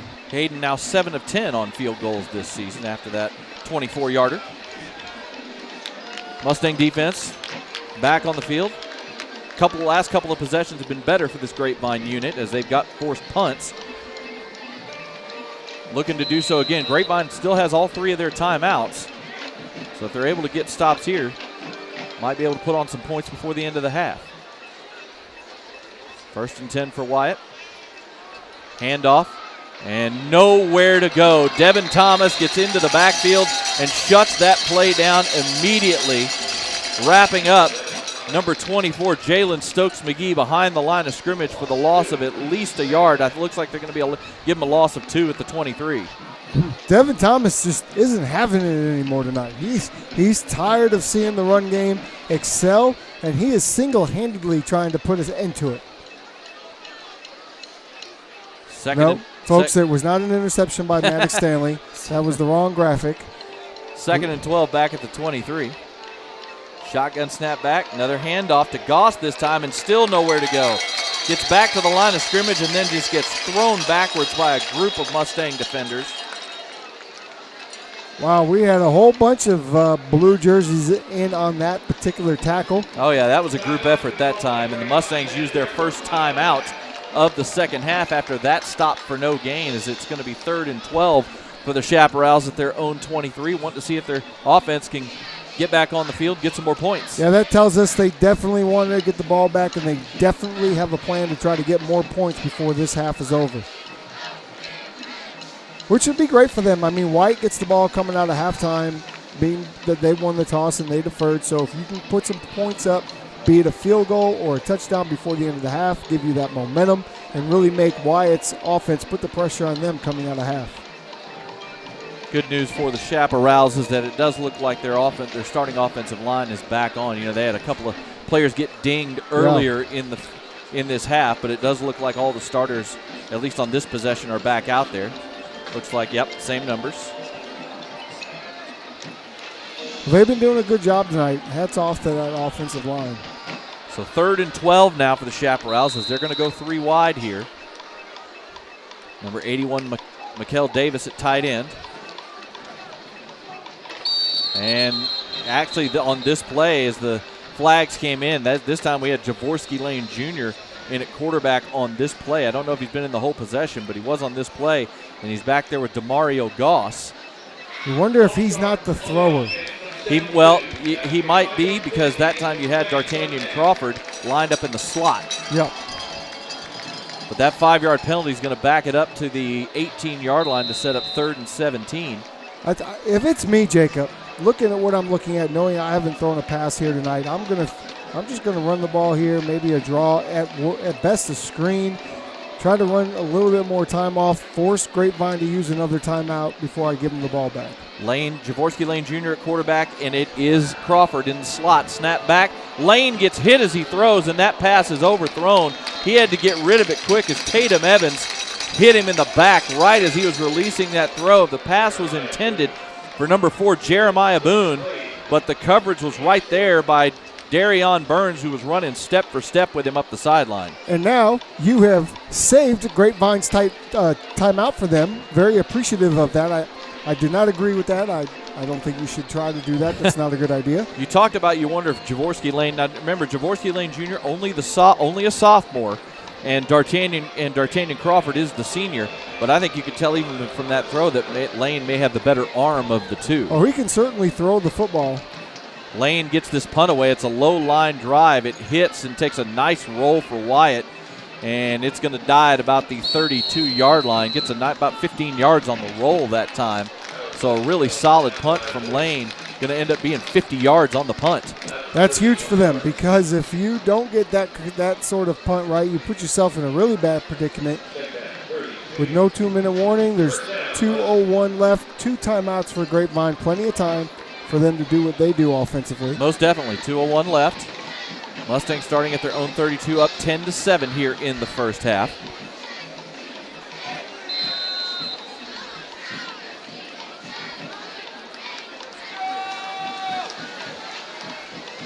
Snap back to Hackbarth, speed option. He's going to keep it. Nice job that time by Hackbarth, reading the pitch man well. The defender did not commit to him, so he just cut inside of him and ends up getting a 7-yard gain out to the 39. Yeah, let's look here. We're going to see Brady Wagner come up.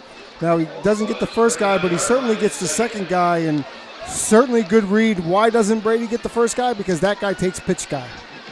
Quick pass on 2nd down, and he misses. He had Matheny on the quick slant and just led him a little too much out in front. Timing looked like it was just a little bit. They had a little bit of what we'll call a rub route on the outside. Yep. And the timing was just a tad bit off there. Tried to, and also kind of went a little tempo right there, trying to catch the Wyatt defense off guard. Again, had the man open, but like you said, pass was just a little too far out in front. Just a little too far. And that happens, right? You're going into the tempo all of a sudden. You're trying to do some stuff that you don't do on a regular basis. Makes it difficult. 3rd and 3 for the Mustangs at their own 39. 1:35 to go here in the first half. Snap back. Hand off to Dunn. He's got room out past the 45 and a first down. Nice hole opened up on the left side that time. Dunn accelerated through it, gets it all the way out to the 47-yard line. That's going to be a gain of 9 yards and a first down. Quick now, going tempo. Hackbarth fires one out, but the pass is batted down at the line of scrimmage.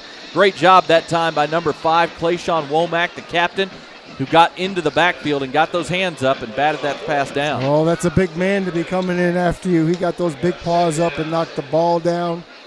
Nice individual effort there, because if he doesn't do that, it looked like Hackbarth had a man. 2nd and 10 now for the Mustangs at their own 47. 1:14 to go. Mustangs still have 2 timeouts to work with. Plenty of time. A lifetime. They're going to go with a trips formation to the near side here on 2nd down. Snap back. Hackbarth looking to throw. Has to step up away from pressure and is going to get dropped for a sack. Great job that time. I mean, that was just a 4-man rush with a spy on Hackbarth, and they got into the backfield quickly and dropped Harrison for a 7-yard loss all the way back at the 41. Yeah, there was some good blocking. Dunn had a really nice blitz pickup on the left side, but Unfortunately, the middle of the line broke down. They just don't. They had the receivers really pushing upfield. They just don't do that a whole lot. They don't have a lot of pass pro, where the O-line is pass protecting a lot. So it's hard to go from the run blocking that you're so successful with and then go into it and try to pass protect and do those sorts of things. It's a little difficult. We've also seen it from this Wyatt defensive front. They are a really solid group. They've been getting into the back. They've been doing a good job for most of this first half. Not only really kind of stemming the running attack from Grapevine anytime they try to go in between the tackles, but we've seen them get some good pressure on Harrison. They've sacked him a couple of times already in this half and have gotten to him when he's had to release the ball pretty quickly. Yeah, he's been under duress, and I don't think that this play call is necessarily let's go get the first down. It's let's find a way to get the ball into one of our best players' hands and see what they can do. Grapevine actually called that last time out before this 3rd and 16 play back to 41. Snap back. It's a handoff to Bell. He's got the corner to the far side up near midfield and finally getting knocked out of bounds. That was a nice run from Connor Bell. Gets a 9-yard gain out to midfield with just under a minute to go. And you wonder if Coach DeBess looks like, nope, the punt team is going to come on. I thought maybe being at midfield, they might try to see if they could go for this one, but they're going to go ahead and punt this one deep. I think possibly if it wasn't such a tight score, you might have seen him go for it, roll the dice a little bit. But the way OD Wyatt's been running the football, I'm not taking any chances before the end of the half. So Hayden Rhodes back, takes the snap, rolls to his right, punts it away. Nice high, deep kick inside the 20. It's going to be caught by Lane at the 10, and he gets hit immediately, trying to see if he can make something happen right there. Gets hit as soon as he catches that ball right at the 10-yard line and gets dropped. I'll tell you, for a sophomore, he's got some chutzpah because he sat there, no fair catch, catches the ball in the middle of all those blue jerseys and tries to make a play. He did it earlier. He stood in the pocket a few moments ago and threw a deep ball. Well, that kid's going to be a baller someday. He's got the athletic lineage. Jaworski Lane was a very solid player at Texas A&M as a running back. Well, now it makes sense. I think you said that too at the top. It makes sense. You could see that he is not a normal sophomore player. 40-yard punt by Hayden Rhodes. 46 seconds left. We'll see what Wyatt tries to do, pinned at their own 10. They do still have 2 timeouts. It is Jaworski Lane Jr. at quarterback on this play. And they just get a little handoff up the middle to Goss. He's going to get a nice little gain out to about the 17, but maybe that was one where see if they could pop a big one and maybe then try to set something up. Now it looks like Wyatt's letting the clock run. They're going to go ahead and get lined up, but they don't look like they're in a huge hurry. Snap back, another just a handoff to Goss. Picking his way through. He's going to get close to a first down. Looks like he is. He's going to get 3 yards to the 20 to move the chain. 17 seconds left. And we have a timeout. Wyatt goes ahead and calls a timeout here. That's their second of the half with 17 seconds to go. So we'll see if they try something, maybe see if they can hit something downfield to try and get them set up. Well, we know that Lane will throw the ball, so certainly have to be ready for that on the outside for him to chuck one deep. He's got the arm to do it. This has been kind of a game I was kind of expecting. I mean, you have a pretty solid defense here with the Wyatt Chaparrals, and they've shown that tonight. They've really kept the Mustangs off balance, getting good pressure from their defensive front. Well, they're giving Grapevine all they can handle here so far tonight. This game is certainly in question, and 2 good teams really just battling it out. Grapevine knows there's a lot at stake for them the next 2 weeks, as does Wyatt. 10-7 Grapevine. Of course, the Chaparrals will get the ball to start the second half as well. And you could see Grapevine's got the deep safeties now. Wyatt's smart, not going to take a chance. Yep, handoff to Goss up the middle, going to get about 5 yards. And it looks like the Chaparrals are going to be content just to let this clock run out on the first half. They are lining up real quick. They do get a snap off to the throw one out to Crawford on a little wide receiver screen. He makes one man miss and steps out of bounds at the 31-yard line, gain of 6, but that will do it for us here in the first half. So The Mustangs get an 89-yard kickoff or a 91-yard kickoff return from Rondell Carradine to start the game. The Chaparrals had a really good drive to tie it up with the 92 yards. Outside of that, not much offense from either one of these teams in this first half, but it is the Mustangs who go to the half leading by a score of 10-7 as both teams head to the locker room. When we come back, we will have the halftime show for you here on Tradio as both the Wyatt and Grapevine bands will do their halftime routines. And if we have time here, we'll break down a little bit of what Tim and I saw in the first half and get you ready, as this is a tight one here in District 4-5A Division II. Grapevine leads Wyatt by a score of 10-7. This is Mustang Friday Night, presented by Tradio. How did you sleep last night? Is your mattress ruining your sleep or causing your back to hurt? If yes is the answer, it's time for a new mattress and a rest test. At Stacy's, our trained sleep consultants are here to take the guesswork out of buying a new mattress. An important purchase like this shouldn't be made online or shipped to you without a rest test. We have so many options and prices to choose from. Let us help you select the perfect mattress so you'll sleep better tonight. Remember, if you're not shopping at Stacy's, you're burning money.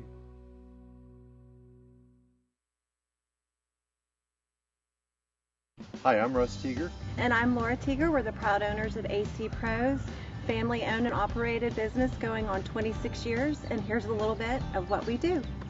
Hi, I'm Jim Bradley. I'm a comfort specialist here at AC Pros. We are a full service residential and light commercial HVAC company. We do sales and service for residential HVAC. We also do windows, attic efficiencies, radiant barrier installation, solar fans to make your system last longer. Today we're out here in Keller servicing one of our customers' outside units. This is Joel, our lead tech, taking care of the maintenance today. At AC Pros, we're small enough to care, but big enough to take care of business. Go Mustangs!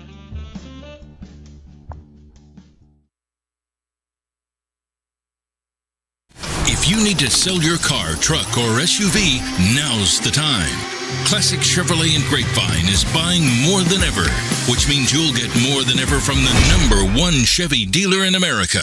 As your regional buying center, getting an offer is as easy as driving through and getting a check on the spot in minutes. Or use it to trade into a new Chevrolet and save even more. This is Texas. This is Classic. Relax and enjoy the difference.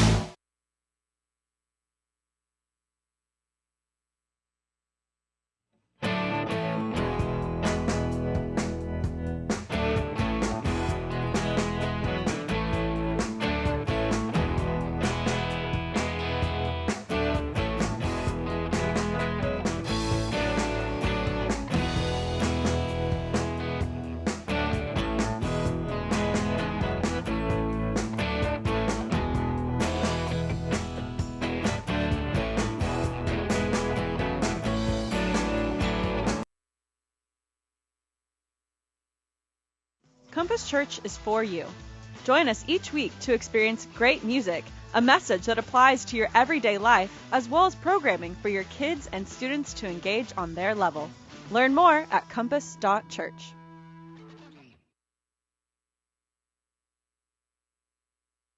Each year across the United States, young lives are lost to sudden cardiac arrest, and our communities are left to pick up the pieces. That's what happened in April of 2009 when Zachary Schraw lost his life to an undiagnosed heart condition after collapsing suddenly during a Plano East Senior High School football practice. After his death, Zach's loved ones knew it was time to take action to protect young hearts across North Texas from this silent killer. Since its establishment in 2009, Living for Zachary has impacted thousands of families by providing heart screenings for ages 12 to 22, donating AEDs to youth-based organizations, and training community members in the use of CPR, all with the goal of saving lives. Sudden cardiac arrest doesn't wait, so we can't either. Schedule your child's heart screening today, apply for an AED for your organization, or make a donation that could change a life forever. Together, we can give our children's hearts a second chance. Join the movement to save young hearts at livingforzachary.org today.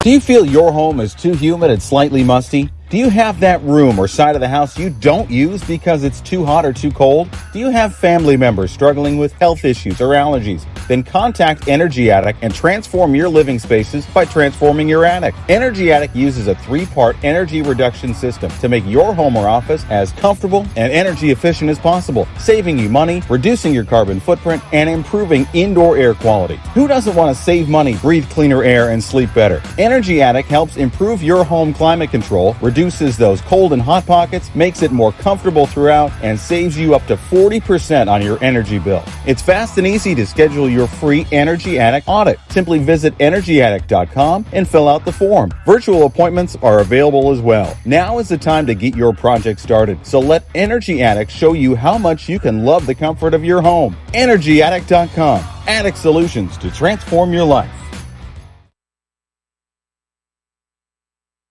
There's a time and a place for everything. As you'll see, projections for the next quarter are... He shoots, he scores! 2 points for team middle management. The office is not one of them. Jack, can I see you in my office? No pouting, it's your ball. Let's see what you got. But Whirly Ball is. For corporate events, team building, and private parties, Whirly Ball in Hearst and Plano is electric fun. Test your skills on the arcade games. Zip around in your Whirly Bug for a Whirly Ball competition. Or play the most affordable laser tag in the city. Learn more at whirlyball.info.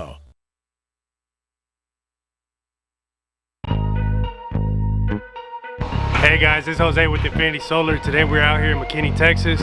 48 panels, 18.24 kilowatts, which yearly they're gonna get a total production of 20,664 kilowatts. That's more production than they need, so the electrical company will be able to give them credit for some of that energy that they're gonna be saving. Today we have the Seal Fab panel. It's a US manufactured, comes with a 30-year warranty, some of the best warranty in the industry right now. A job this size usually takes companies 2 days to complete. We're gonna knock it out in 1 day. So that works great for our customers. That way they don't have to worry about taking 2 days off from work. They just have to take 1 day, maybe even half a day off their job. So we'll get this customer up and going, ready for the city inspection, and get them up and going with their system.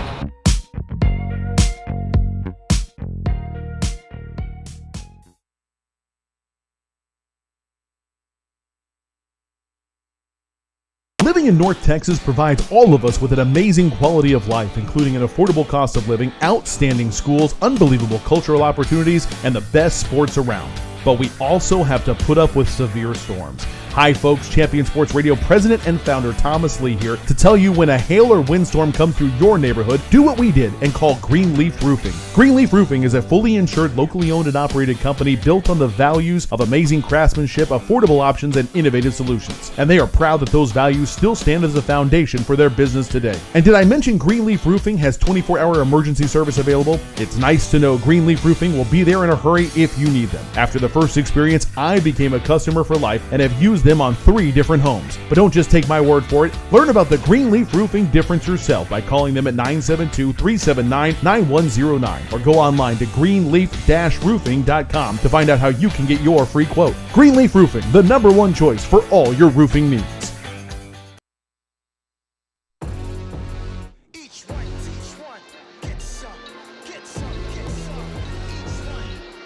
Back here at Mustang Panthers Stadium, the halftime show brought to you by our friends at Chill in Grapevine, your halftime score. The Grapevine Mustangs lead the Wyatt Chaparrals by a score of 10-7. Jacob Dedamore and Tim Smith here with you from Champion Sports Radio, and at this time, we're just going to take you down to the field and let you catch the sights and sounds of Texas high school football at halftime as the Wyatt High School Marching Band is finishing up their routine. They'll be followed by the Grapevine Phillies, and then the Grapevine Mustang Marching Band. 10-7 Grapevine here at the half, here on Tradio.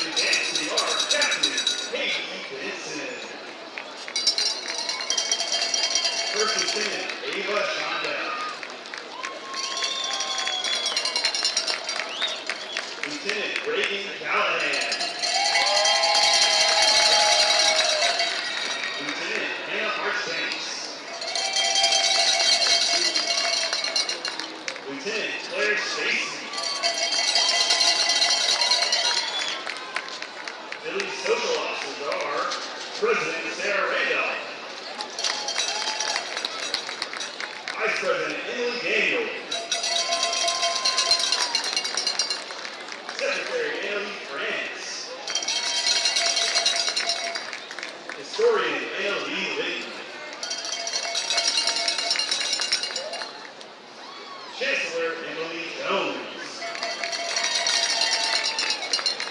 Social Media Administrator Kathleen Manlin. Philanthropy Chair Ainsley Alexander. And Student Advocate Abby Fry. This week's Spirit Girl is Sydney and Kane Wallace.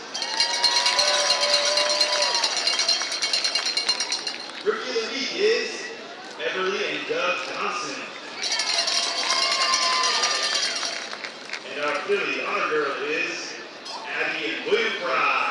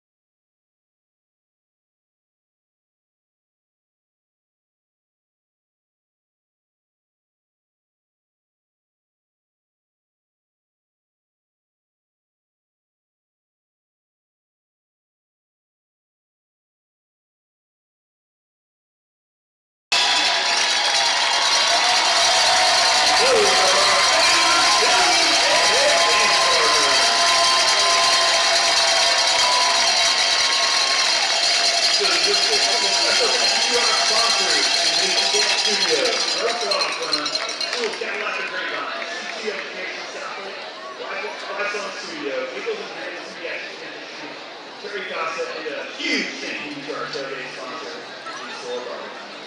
Go Grapevine!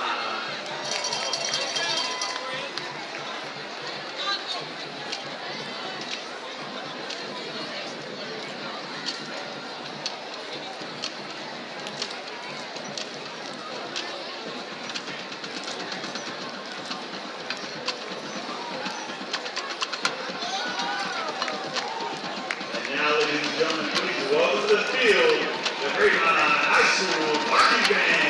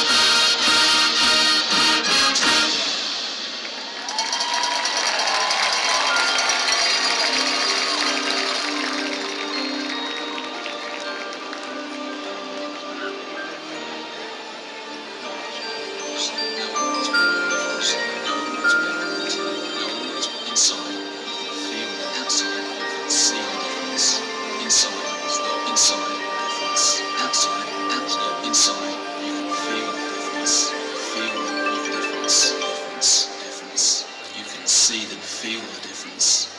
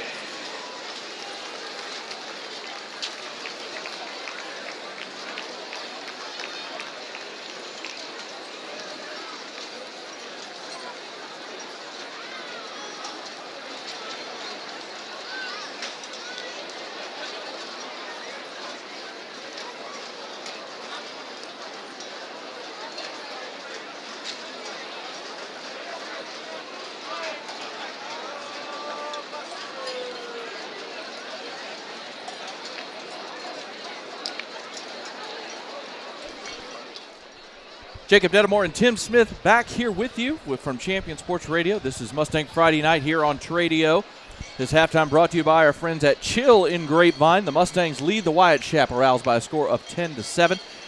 Players getting warmed up, about to come back out on the field for the start of the third quarter. And Tim, as we kind of look forward to what we think here in the second half, the Chaparrals will start with the ball. I think you and I were both talking, and we think that for the Mustangs in the second half, the key is going to be the offensive line is going to have to step up and start winning some more battles for the Mustangs. Yeah, this is the first game this season that I've seen. Of course, I wasn't part of the Colleyville game, but this is the first game where the offensive line is really somewhat of a liability right now in this first half. And I hate to say that, but really they're not getting the pass protection we typically see. They're not pushing the defensive line of scrimmage like we typically see. And I'm sure that that's going to be a point of emphasis as they talked in the locker room, as well as the defensive line and stopping the run game from OD Wyatt. Well, we saw, I think, after that touchdown drive by Wyatt, that 92-yard drive, which was all on the ground in a variety of ways, but it was an all-ground attack. Since that drive, the Mustangs' defense has made some adjustments and played a lot better and really stymied the Chaparral attack. But defensively, it's not that the Mustangs haven't moved the ball. They've had some success here and there, but it's been an inconsistent attack, and that's mainly because that defensive front for Wyatt, which is led by number 5, Clayshawn Womack, number 9, Joseph Bracey, number 43, Tyjair Landrum, and number 44, Kelton Thompson.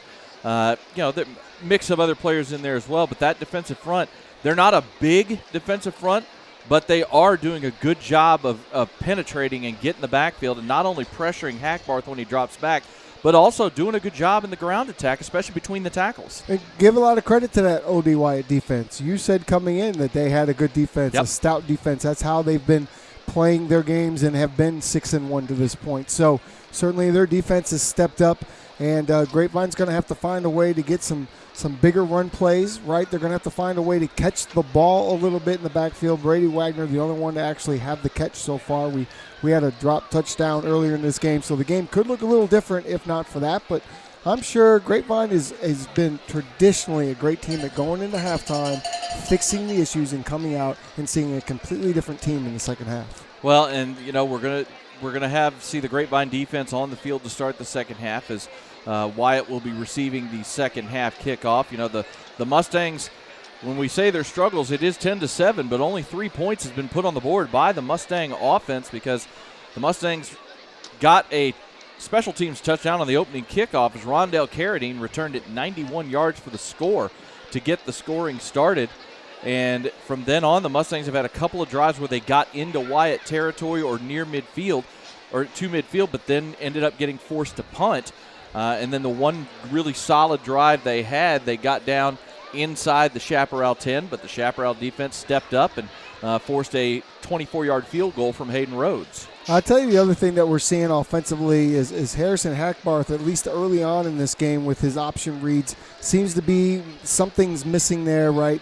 He's given the ball when we thought maybe he should have kept it. He kept it when we thought maybe he should have given it. He had a nice little run towards the end of the first half, but that's something that we haven't seen from him this year. Yeah, and it's been more in the zone read game. The zone read, the speed option game has been fine. He's been great. He's been good with the pitches there and making the run. And we even saw him, make a nice move on a good run when the defender didn't commit to him on that. But it's been more in the zone read part of the attack where he seemed to be maybe make a couple of poor decisions. And give him credit in the pitch game because he's making those pitches with a lot of duress. Right? Yes. This defense from OD Wyatt is really doing a great job of not only getting that early penetration, but taking away the pitch man early. And so it's giving him some quick reads that he's going to have to make, and he's doing a really good job on that triple option. Defensively for the Mustangs, obviously you're going to have to keep slowing down the Chaparral running attack. It's been led most of the first half. It was D'Artagnan Crawford playing quarterback towards the end of the half. We saw him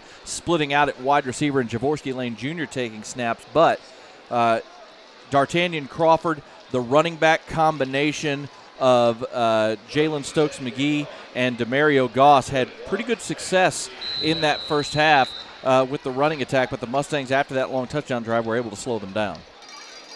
So Hayden Rhodes will line things up, and he boots this one high and deep, but it is going to just get into the end zone as Wyatt lets that one land about 2 yards deep for the touchback, and the Chaparrals will start at their own 25-yard line. Hayden Legatron. I think that's a good name for him. That's his third touchback tonight, 3 for 3, with a good made extra point and a good made field goal. So he is having a heck of a night for himself. Had some pretty good punts here tonight, too.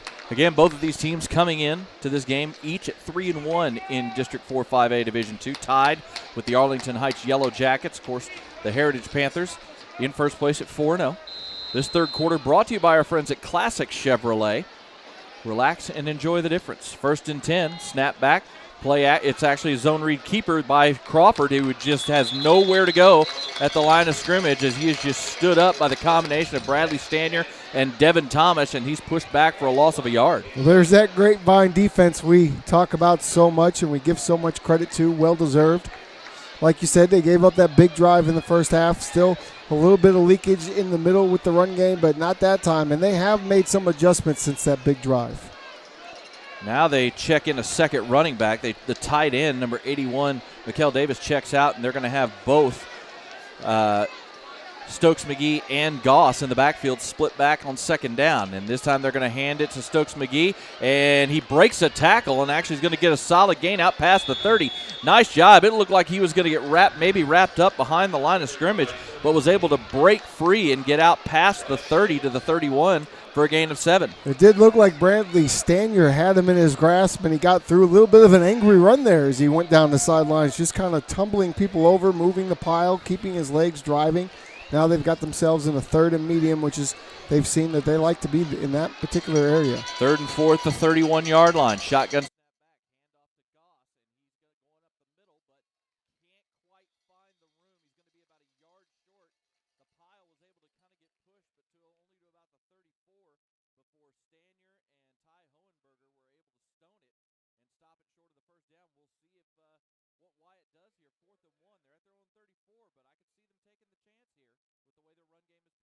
Grapevine from scoring, so I don't see why you wouldn't attempt this. And they are going to keep the offense on the field, 4th and 1 at the Wyatt 34, just over 10 minutes to go here in the third quarter. Shotgun snap back, they hand it to Dawson. He gets that first down going over left guard. Only a gain of about 3, but that's all he needed. Doss has done a really good job when he's gotten the opportunity of being able to kind of pick his way through the traffic and get positive yardage. He's got very good vision inside of the tackles. Much like Dunn is what he reminds me of, just kind of squirming his way through, using good vision, and running off his linemen's blocks. So Demario Goss converts the 4th down, 1st and 10 now at the 37. Hand off to Stokes-McGee. He gets hit right at the line of scrimmage, maybe a yard at most, as Devin Thomas again got into the backfield and got around the waist of Stokes-McGee. They are going to give him forward progress to the 38 for a gain of 1. got to love Devin Thomas. He's got the shirt pulled up over his stomach.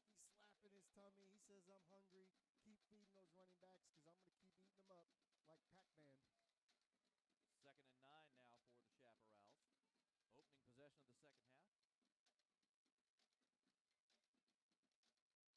They go with a 4-wide formation here on 2nd down. Snap back, handoff again to Stokes McGee, and again, just not much room over the right side, kind of running behind right tackle. And again, that's Devin Thomas and his buddy Ty Hohenberger. The two defensive tackles, actually, was that No, that was Maddox Stanley who got in there that time. So Stanley teaming up with Devin Thomas. Again, only a gain of a yard as they try to go over the right side. Maddox Stanley showing some skin there, too. I don't know what's going on here tonight. These guys are feeling themselves on defense, aren't they? Devin Thomas is having a heck of a game. 3rd and 8 at the 39-yard line. Snap back. They're going to go with the quarterback sweep around the right end. And he gets the corner. We'll see how close he got to the first down. They're going to mark him out at the 44-yard line. That'll be a gain of 5, but about 3 yards short of the first down. They ran that kind of quarterback sweep to the short side. Nice job of blocking by everybody, including the wide receivers, to help him get the corner, but not close enough to get the first down, and I think the punt team is going to go ahead and come on. Yeah, I would not go for this. I agree with this call. I mean, 4th and 1, one thing, 4th and 4, completely other story when you've got the Grapevine defense playing as well as they are right now. Looks like the Mustangs, for the most part, are going to keep the defense on the field here just in case. Checking in to Bryson Davis checks out. Checking in to receive the punt is Thomas Powers, number 25. Lane gets the punt away. It's end over end towards the Grapevine sideline, and it kind of kicks up, but does bounce inside the 20 and will get killed at the 19 as he punted away from Powers that time, did Lane. Solid punt, though, of 37 yards, and the Mustangs get the stop to start here the second half. And with 8:13 to go, we'll go ahead and take a quick break.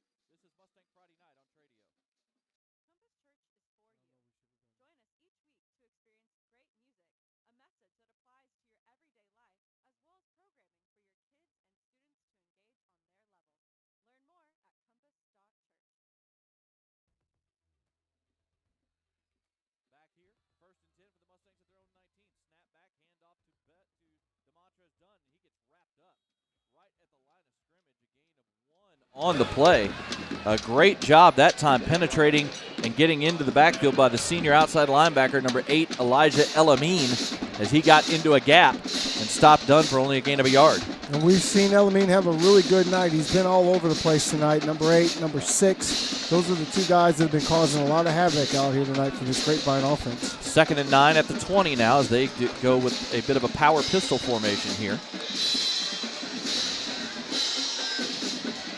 Snap back, hand off to Dunn, picking his way through. Nice solid gain out past the 25 to the 27.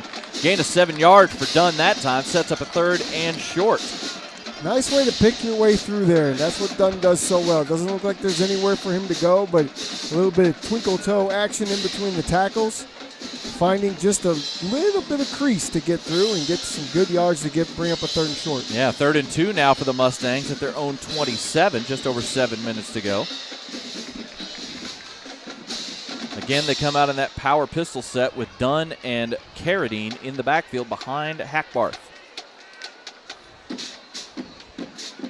Snap back, hand off to Dunn, trying to get the corner, and he's not going to get there. No gain on the play. Great job by that Wyatt defense of stringing it out wide and just giving Dunn nowhere to go. Multiple defenders in there on the tackle, led by Ashton Larkin, as well as number 6, Zachariah Mitchell. And they force a 3 and out by the Mustangs. Really can't say enough about this OD Wyatt defense. They do what a lot of defenses have really struggled with this year when it comes to Grapevine, and that's stringing them out and being able to get those running backs in the backfield. That hasn't happened a lot this year. Punt is away from Rhodes. It's a nice one, and Lane is going to have to backpedal and make the fair catch at his own 28-yard line. Excellent punt that time by Hayden Rhodes of 45 yards.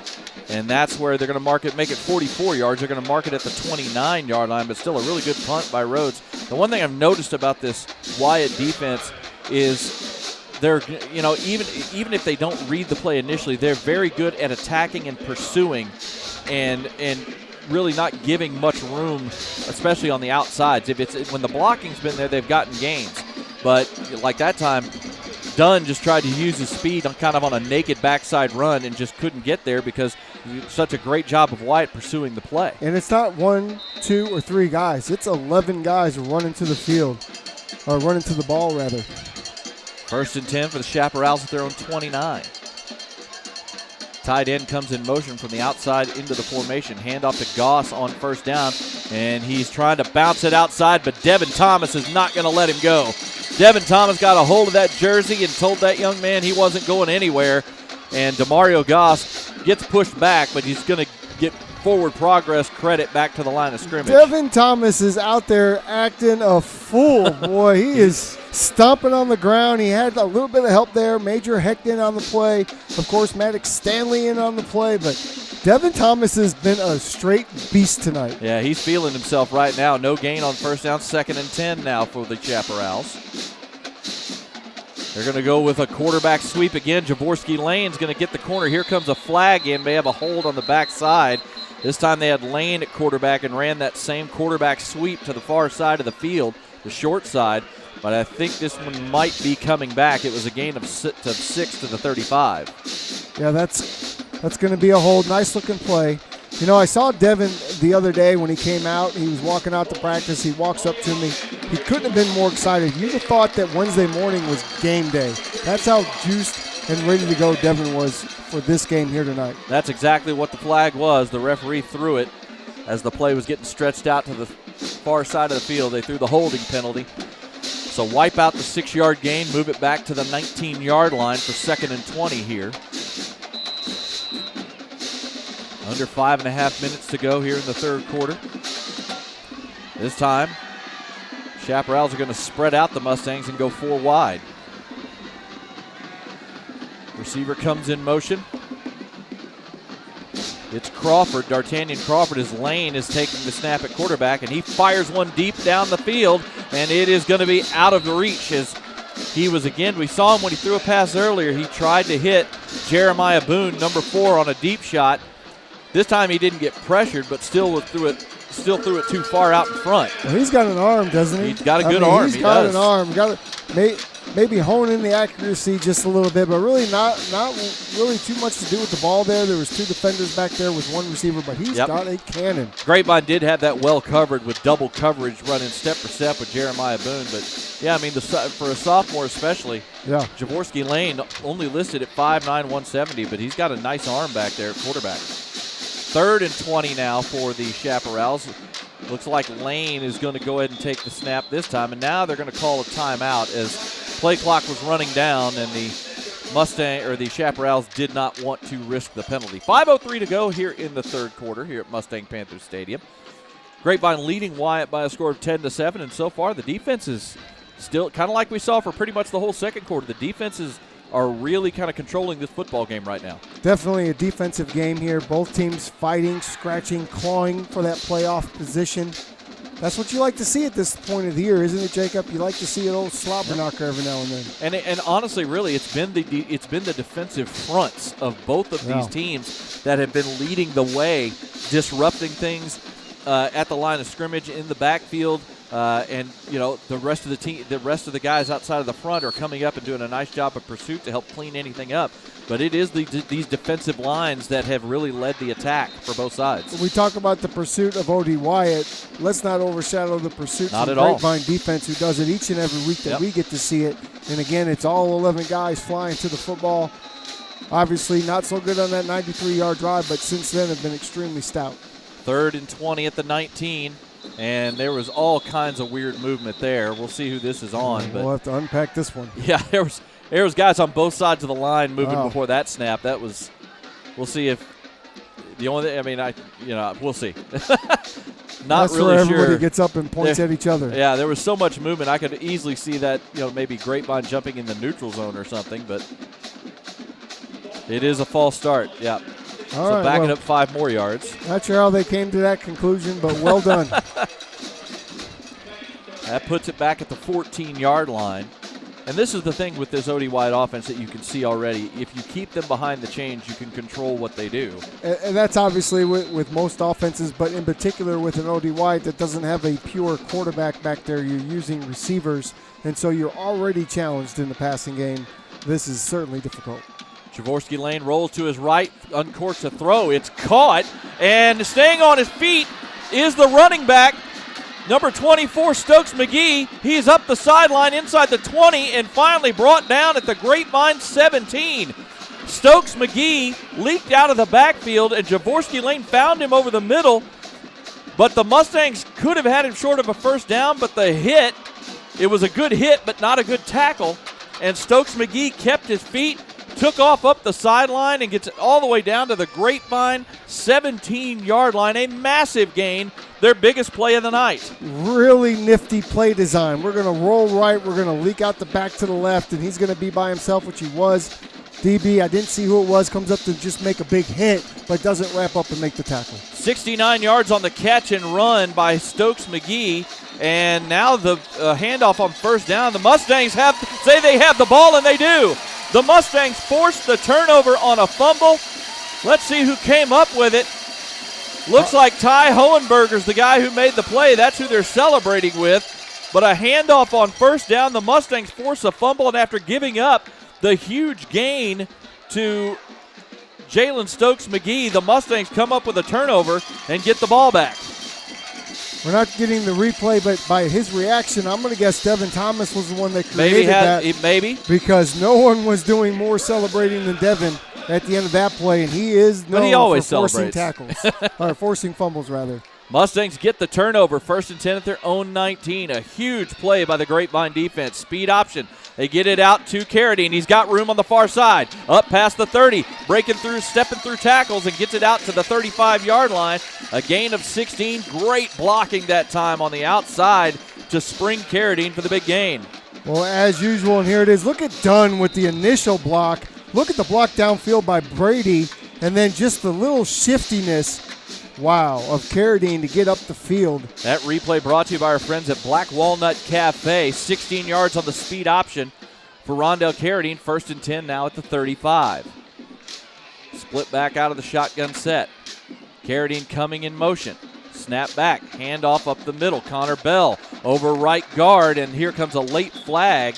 That could be a face mask because that was right at the point of attack on the tackle. We'll see. Connor Bell gets a gain of 6 to the 41.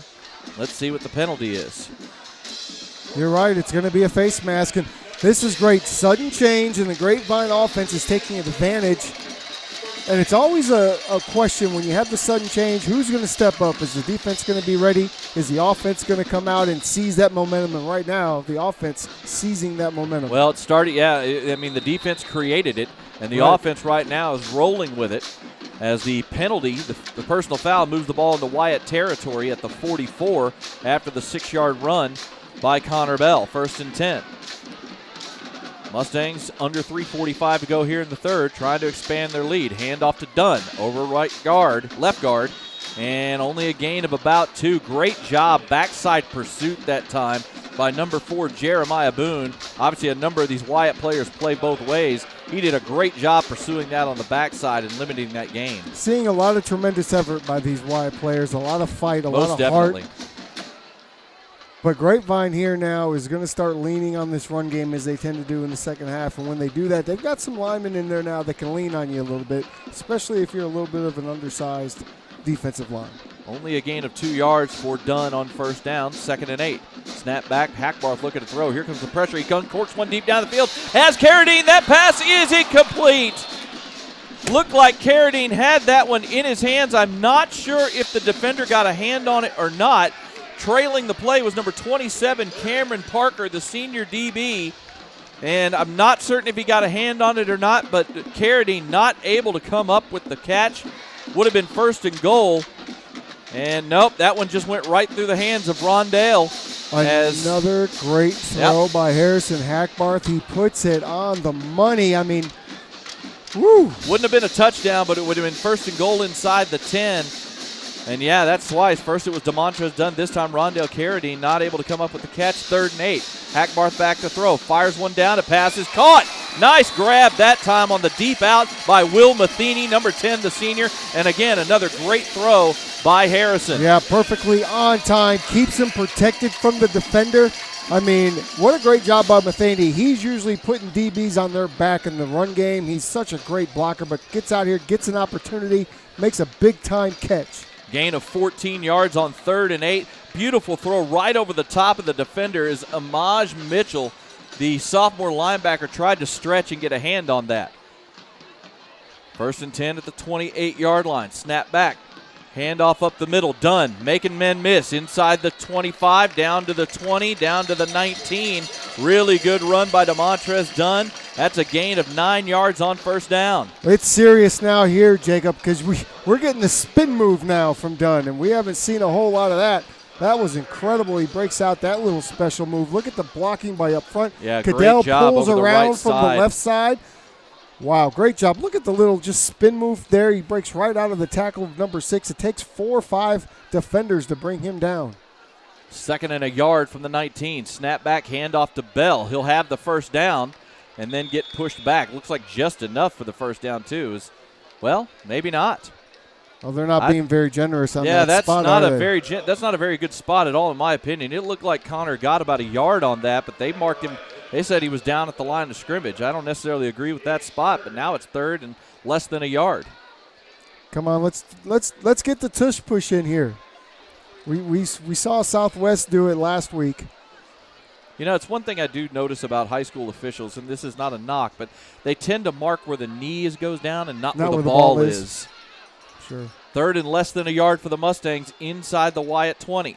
Snap back, handoff, Bell got the 1st down. This time kind of jumped over a little bit of a pile in front of him to make sure he got it as he just tucked the ball and hurled his body forward. It's a gain of 2 down to the 17, and the chains moved. He sure did. He put on a little cape and just took off for a little flight to get that 1st down. Let's see the offensive line. Look at that offensive line. Push the pile out of the way, and then whoop, I'm just going to jump right over my own guy here and get the 1st down. 45 seconds to go here in the 3rd quarter. Mustangs trying to add to their lead. Snap back. Handoff to Bell again. Trying to pick his way through. Not much room. Going to get maybe a yard, and that's about it before he gets pushed back by multiple defenders. That time led by number 50, Emmanuel Shelton, and number 6, Zachariah Mitchell. Only a gain of a yard for Connor. We're under 20 seconds to go, and the Mustangs are going to go ahead and take this to the 4th quarter. Once again, this 3rd quarter was brought to you by our friends at Classic Chevrolet. But we go to quarter number 4. The Mustangs in the red zone trying to expand their lead. They lead Wyatt 10-7. Jacob Dedamore and Tim Smith here with you from Champion Sports Radio. And as we go to the 4th quarter, this is Mustang Friday Night on Tradio.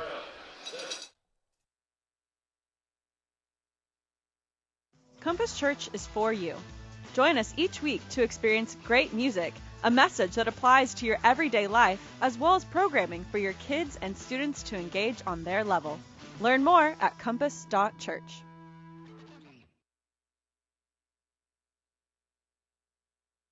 Each year across the United States, young lives are lost to sudden cardiac arrest, and our communities are left to pick up the pieces. That's what happened in April of 2009 when Zachary Schraw lost his life to an undiagnosed heart condition after collapsing suddenly during a Plano East Senior High School football practice. After his death, Zach's loved ones knew it was time to take action to protect young hearts across North Texas from this silent killer. Since its establishment in 2009, Living for Zachary has impacted thousands of families by providing heart screenings for ages 12 to 22, donating AEDs to youth-based organizations, and training community members in the use of CPR, all with the goal of saving lives. Sudden cardiac arrest doesn't wait, so we can't either. Schedule your child's heart screening today, apply for an AED for your organization, or make a donation that could change a life forever. Together, we can give our children's hearts a second chance. Join the movement to save young hearts at livingforzachary.org today.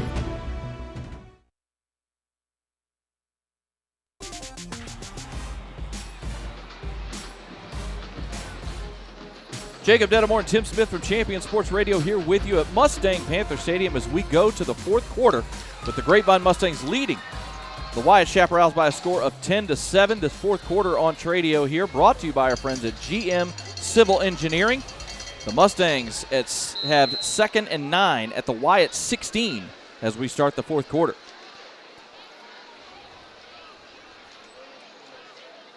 Snap is back. Handoff to Dunn. Trying to pick his way forward. Nice job right there of just kind of finding room by DeMontrez Dunn. Gets about 4 yards down to the 12. They're going to mark him at the 12-yard line. And that sets up a 3rd and manageable, 3rd and 6 from the 12. He does it time and time again, just picking and prodding his way through the line and then lunges forward. Otherwise, he should have been stopped dead right at about the line of scrimmage, maybe 1 yard. But great individual effort to pick his way through and get them to 3rd and medium. Yeah, that's a great 4-yard run. 3rd and 5 from the 12-yard line for the Mustang offense. 2 tight ends and a single back out of the shotgun. Handoff again to Dunn, trying to get around the end, breaks the tackle, and here comes flags all over the place. The ball came out, and Hackbarth picked it up. That's probably But I think that's coming back, yeah. Which is unfortunate. This is a big part of the game right now where Grapevine, you just feel like they need this score, maybe the way their defense has been playing, to put this game out of reach at this point. But I think this might be on the defense. I think this might be a face mask as DeMontrez was breaking tackles. That's what it is. Wow. Personal foul face mask, the second one of the possession by the Wyatt defense. And so I think it was close to a first down anyway on the run after the ball got knocked out, but it goes half the distance to the goal, and it's 1st and goal for the Mustangs at the 3. 1st and goal. The down marker hasn't changed yet. Oh, there we go. 1st and goal at the 3. That's definitely a first down. That's a personal foul. Mustangs come out in 22 personnel, 2 backs, 2 tight ends here, with Matheny, the only receiver in the formation. Carradine and Dunn in the backfield. Handoff, nope, speed option. Carradine takes the pitch, breaks a tackle, and walks it into the corral for the touchdown. What a move by Rondell Carradine to get that ball into the end zone. Ashton Larkin, number 2, the defensive back, had him lined up on the pitch, but Carradine, with a little shake and bake move, got by him and walked it into the end zone. Quite a twitchy little move there, right? That looked like a little Christian McCaffrey action. He gets in the open field, stutter step, freezes the defender. Matheny's blocking 2 guys in the back of the end zone, by the way.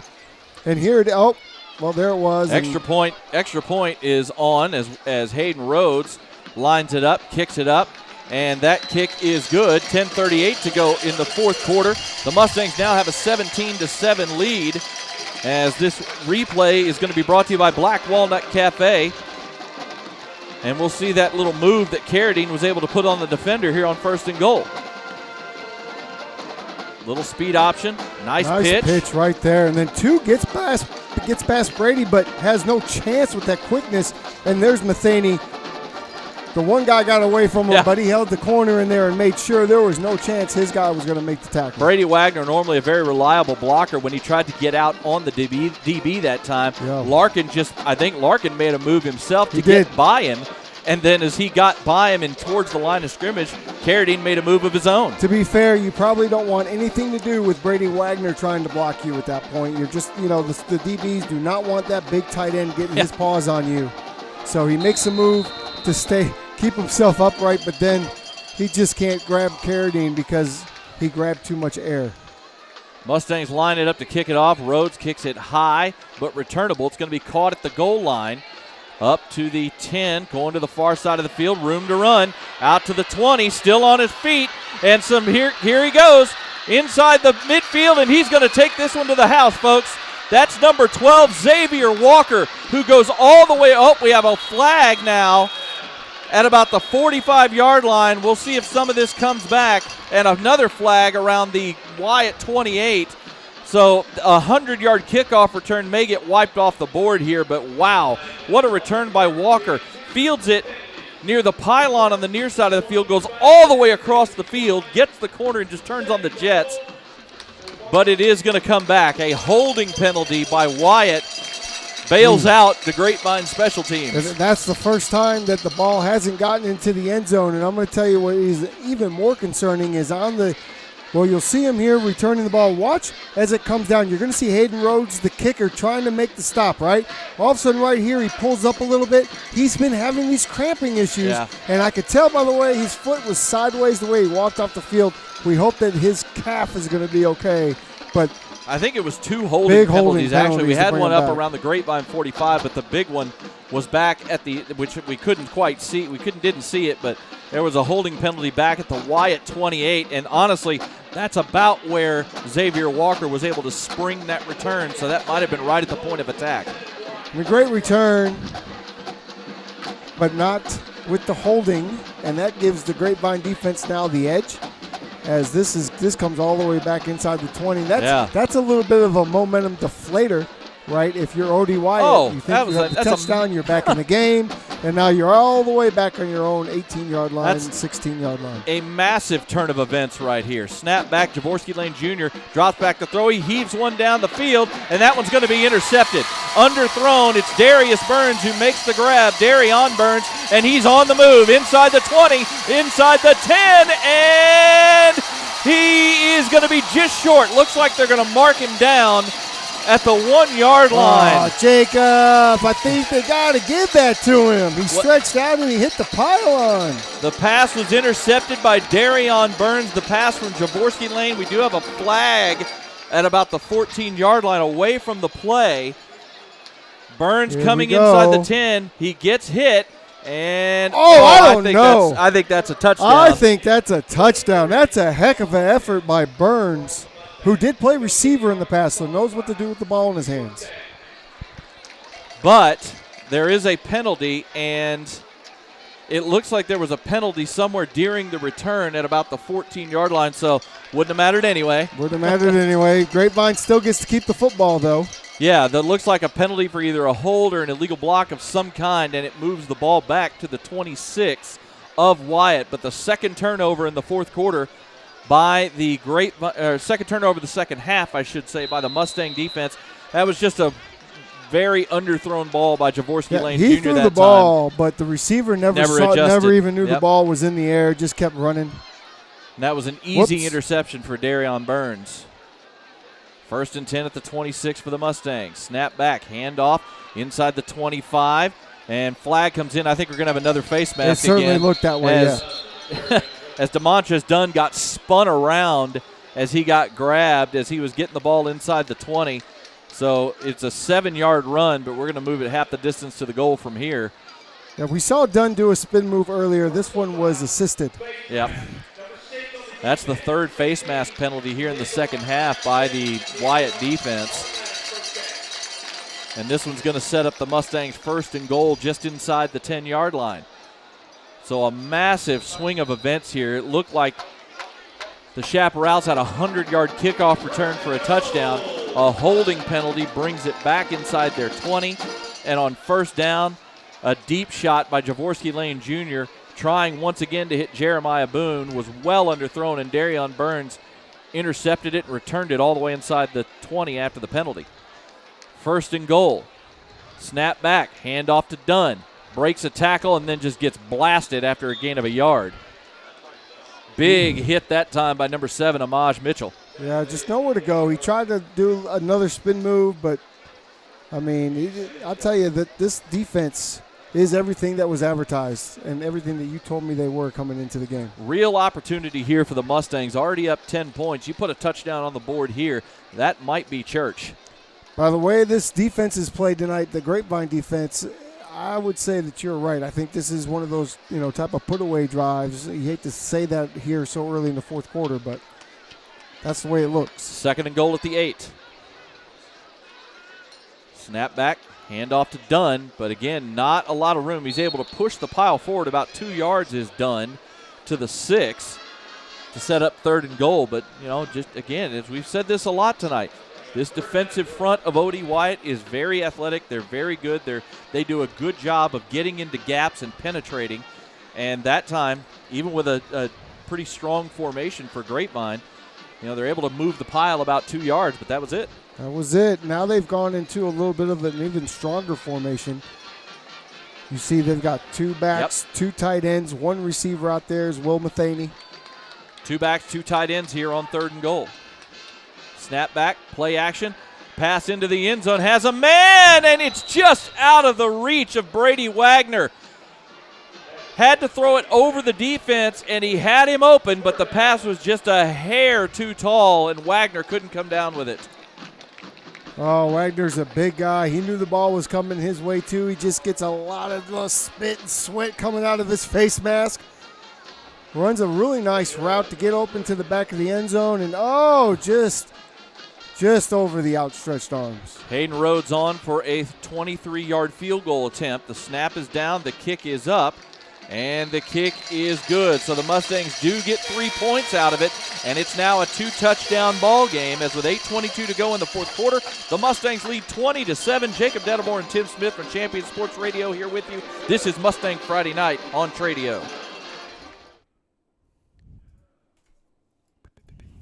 Do you feel your home is too humid and slightly musty? Do you have that room or side of the house you don't use because it's too hot or too cold? Do you have family members struggling with health issues or allergies? Then contact Energy Attic and transform your living spaces by transforming your attic. Energy Attic uses a 3-part energy reduction system to make your home or office as comfortable and energy efficient as possible, saving you money, reducing your carbon footprint, and improving indoor air quality. Who doesn't want to save money, breathe cleaner air, and sleep better? Energy Attic helps improve your home climate control, reduces those cold and hot pockets, makes it more comfortable throughout, and saves you up to 40% on your...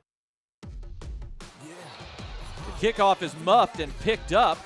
Return out past the 25, out to about the 30. It is number 4, Jeremiah Boone, on the return that time. A short kick that time from Hayden Rhodes. Well, Hayden wasn't in the game. Oh, that was Ian that Hatton. time. Sorry. So Ian was not in the game. I'm sorry. Was that Colby? Was that Colby Eckert that time? I'm not sure. Or Hatton. Hatton's been the backup kicker for this team this year. Not sure who kicked it, but there's Hayden on the sidelines. I know he didn't kick it. And there's Ian Hatton, so I'm going to assume that was Hatton because that's who we've seen kick this year. Yeah, I think that's who kicked it off, yeah. Yeah, when I'll tell you, after that last drive, what I liked was when Harrison came off the sideline, wide receivers coach Jordan Sweat from Grapevine grabs him up, has a little talk with him. I think tells him what he should have done with the ball, or good throw, just dropping it a little bit better. So good coaching up after that series. 1st and 10, handoff up the middle, room up the middle. Demario Goss with a nice run all the way out to the 39, a gain of 9 on 1st down for Wyatt, who has to have a little bit of urgency now, down 2 touchdowns with 8 minutes to go in the ball game. Snap back, Jaworski Lane swings it out, pass is caught by D'Artagnan Crawford. He gets the 1st down, knocked out of bounds at the 43, a gain of 4 yards, but it does move the sticks. Looks like they're going to go with Lane at the moment at quarterback so that maybe they can have the playmaking speed of Crawford on the outside. Looks that way. You need 2 touchdowns in just under 8 minutes. So now you put the strong arm Lane at quarterback and got your number 1 receiver back out at receiver. 1st and 10, handoff to Goss, going around the left side. Gets across the line of scrimmage out to about the 46 before he's brought down by a gaggle of tacklers. Gain of 3 yards. Maddox, Stanley, Bradley Stanier all in there, as well as Ty Hohenberger. Gain of 3 yards for Demario Goss. Well, that D-line has been having a party here tonight. 2nd and 7 now at the 46-yard line. Wyatt with 2 timeouts at their disposal here in the 4th quarter. Snap back, Lane swings it out, pass is caught. Nice move on the outside to get the 1st down, as I believe that was number 4, Jeremiah Boone, making the catch on just a little naked hitch route. Made a man miss right at the line of scrimmage and got it into Mustang territory down to the 45-yard line. Really nice individual effort, and they're moving the ball fairly quickly now compared to what we've seen them do here tonight.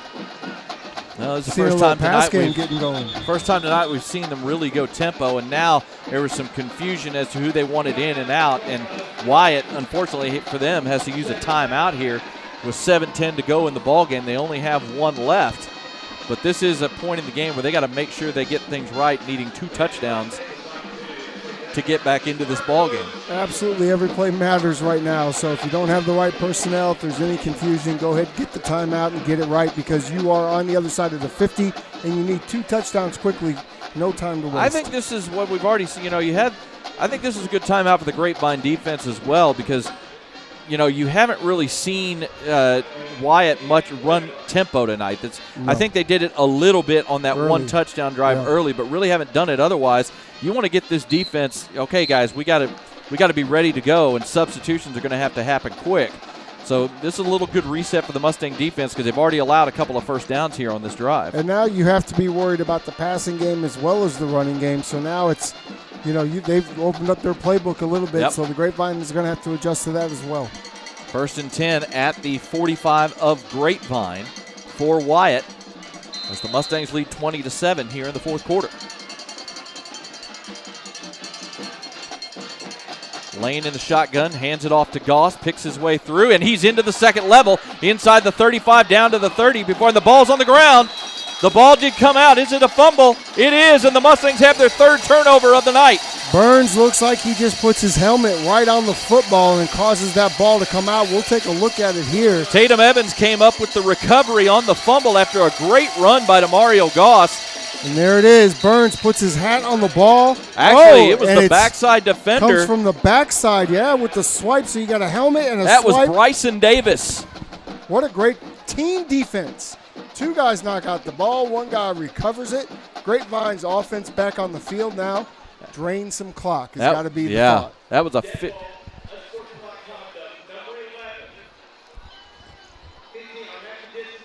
And we're going to have an unsportsmanlike conduct penalty after the play. It looks like they called it on Tatum Evans, number 11. He was the man who recovered the fumble.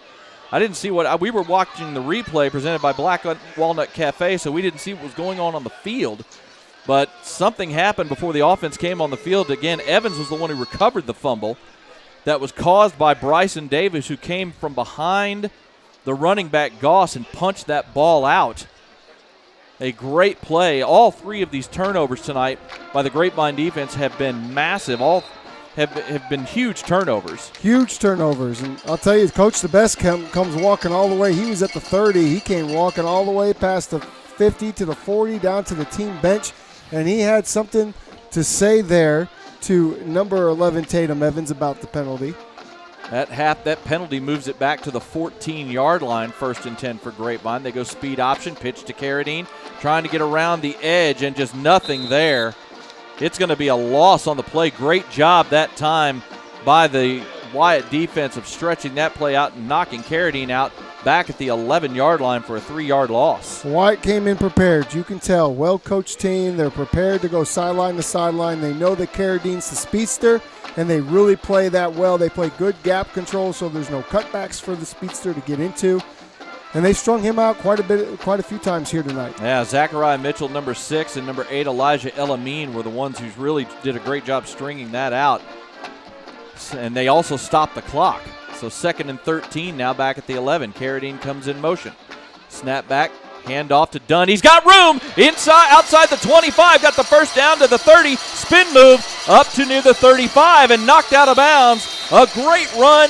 Best run because it's clutch. The clutch run of the night from DeMontrez Dunn gets them out of a hole at the 11 of 25 yards out to the 36. Well, he's got some moves out here tonight, doesn't he? That's the 3rd time we've seen him utilize the spin move. I mean, he went from the left to the right. He's weaving in and out of tacklers. Great job by Dunn. Great vision, great cuts, great blocking downfield to get all that done. Everybody did their 111th. A huge run right there by DeMontrez Dunn. 1st and 10 at the 36. Hand off to Connor Bell on 1st down. Nowhere to go this time. He's going to get dropped right at the line of scrimmage. As coming up to make the stop was the senior defensive lineman, number 44, Kelton Thompson, who is very kind of hilariously listed in a misprint on the roster at 5'10", 140 pounds. Oh, my. Pretty sure that means it's supposed to be 240, not 140. Yeah, I would say that. It's just kind of funny when you look at it. He doesn't even look 140 from up here. But a great job not that time by Kelton Thompson to get the stop. As the Mustangs definitely want to run some clock here. 2nd and 10.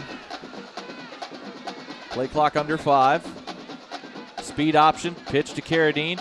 Block on the outside, tackle broken up to the 40. Then a nice tackle that time by Ashton Larkin, the man who Carradine made miss earlier. This time he gets his helmet right in the sternum of Rondell Carradine and knocks him down, but it was after a 6-yard gain to the 42. I think I've seen Rondell get tackled more tonight than we've seen all season combined. Granted, he was out for the first couple of games of the year, but wow, they are really getting him down to the ground tonight, something we just don't see very often. Yeah, I mean, they've just done a good job at times of either stretching the play out. They've made a couple of good open field tackles. That was a great one by Ashton Larkin. 3rd and 4 at the 42 for Grapevine. Tatum comes in motion out of the slot. They hand it to Dunn, and he has nowhere to go.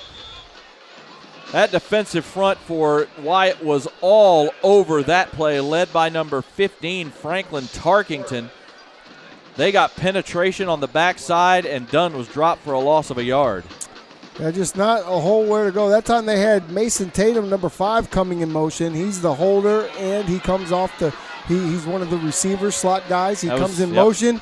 They don't hand it to him. They give it to the up guy. Of course, hey, you ticked off almost 3 minutes of the clock here, so you did a good job. That's a little bit of the Rondell Carradine effect. He got hit pretty hard on that play before, yeah. So he came out for a play. Tatum checks in. When he goes in motion, the defense is going to key on the running back, which they should. The punt, bouncer, picked up by D'Artagnan Crawford, tries to break out but can't get upfield. Flag comes in late. He's tackled after about a 4-yard return to the 23. This flag was thrown by the field judge on the far side of the play. So I'm very curious to what this penalty is because it was way away from the action. Good to see Hayden Rhodes back in. He's the one that was able to get that punt off. See what this penalty is here. Illegal block in the back. Okay, so back it up inside the 20-yard line. That'll put it back at about the 13-yard line where Wyatt will start first down. You're right, Grapevine was able to run about 3 minutes of clock off in that last possession. Wyatt down to only one timeout.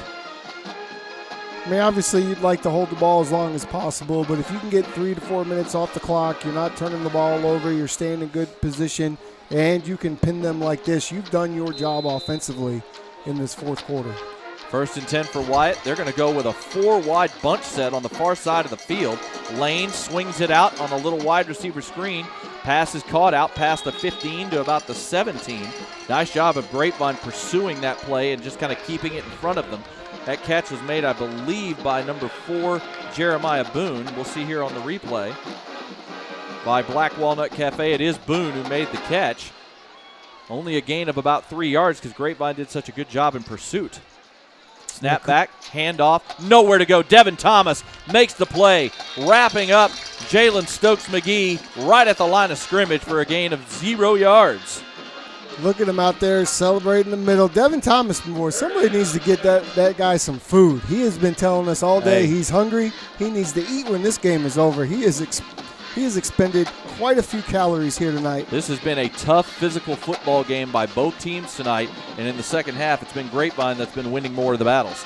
3rd and 7 now at the 16-yard line as they go 4 wide. Snap back to Lane. He steps up into the pocket, and he's going to get sacked. No, he's still on his feet, gets away, but not enough to get the first down. Wow, I don't know how he was in jail in the backfield there, but somehow got out of it. Thankfully for Grapevine, the secondary was paying attention. They came up and cleaned up the play. It was a gain of only 2 yards. Some sort of Houdini act because Devin Thomas had him in his grasp, but an offensive line comes in, cleans Devin off of the back of the quarterback, who's able to get free. And you're right, good thing that secondary was paying attention to that. Could have been a much bigger play. Give credit to Tatum Evans and Darion Burns for keeping their eyes in the backfield and coming up and making that stop. 4th down, snap is low, picked up by Lane. He's just going to take off, and he's going to get the first down. That was a broken play because of a bad snap. Javorski Lane picked up the snap and just took off up the field, and his speed allowed him to get through the line of scrimmage and get the yardage needed out to the 24. Well, you could see the pedigree for a sophomore. Lane does have a lot of poise and a lot of good head on his shoulders to make plays happen when there isn't any play to be made. Lane rolling to his left, not finding anybody, and he's going to just get taken out of bounds, trying to find somebody downfield. Nobody was open. He's going to get dragged out of bounds. Looks like right at the line of scrimmage at the 24-yard line. Nowhere to go. Good job by the defense there, stringing that out, making sure that everyone's covered downfield. 2:49 now. It's I mean, there's not a whole lot of clock left for this OD Wyatt team at this point. 2nd and 10 at the 24 for the Chaparrals. Again, they go with that bunch formation, 4 wide receivers on the far side of the field. Snap back, they sling it out there again to D'Artagnan Crawford, makes the grab, out past the 35, and then wrapped up after a nice gain by Bryson Davis. Better blocking that time on that screen, and they get the ball all the way out to the 38-yard line, a gain of 14. That's an interesting formation, isn't it? You got 2 receivers up here at the front, 2 in the back. Get it to one guy, you've got 3 blockers. And that time, the Mustang defense, Coach DeBest said, I've seen enough of this. We're going to call a timeout to make sure we're lined up properly to take care of this little play that they're running. They're basically setting up the screen before the snap. Yeah, that's all with it two is. blockers, so you don't know which receiver is going to get it because they're basically in a square formation. So you got 2 blockers in front, and one of the 2 receivers is going to get the ball. And the most defenders you're going to have in that area is going to be 3 with somebody over the top, so you're not going to be able to get 4 DBs right there at the line of scrimmage, so you're outmanned. We'll take the timeout with them. 2:33 to go. Grapevine leads 20-7. This is Mustang Friday night on Tradio. If you need to sell your car, truck, or SUV, now's the time. Classic Chevrolet and Grapevine is buying more than ever, which means you'll get more than ever from the #1 Chevy dealer in America. As your regional buying center, getting an offer is as easy as driving through and getting a check on the spot in minutes. Or use it to trade into a new Chevrolet and save even more. This is Texas. This is Classic. Relax and enjoy the difference.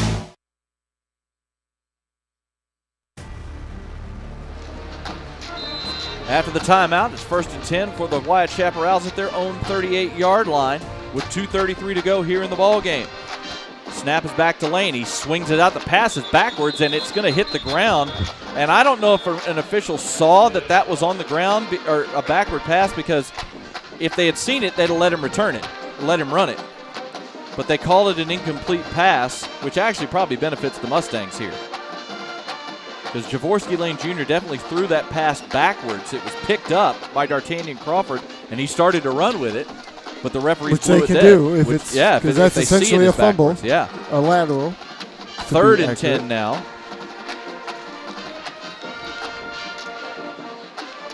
Lane still at quarterback. Quarterback sweep to the far side. Lane almost breaks through, but the Mustangs are able to close the hole in time. It's still a 7-yard run out to the 45 to set up 3rd and 3, but he was a hair's breadth away from busting that up the sideline. Had a nice block, had a nice lead blocker out there in front of him.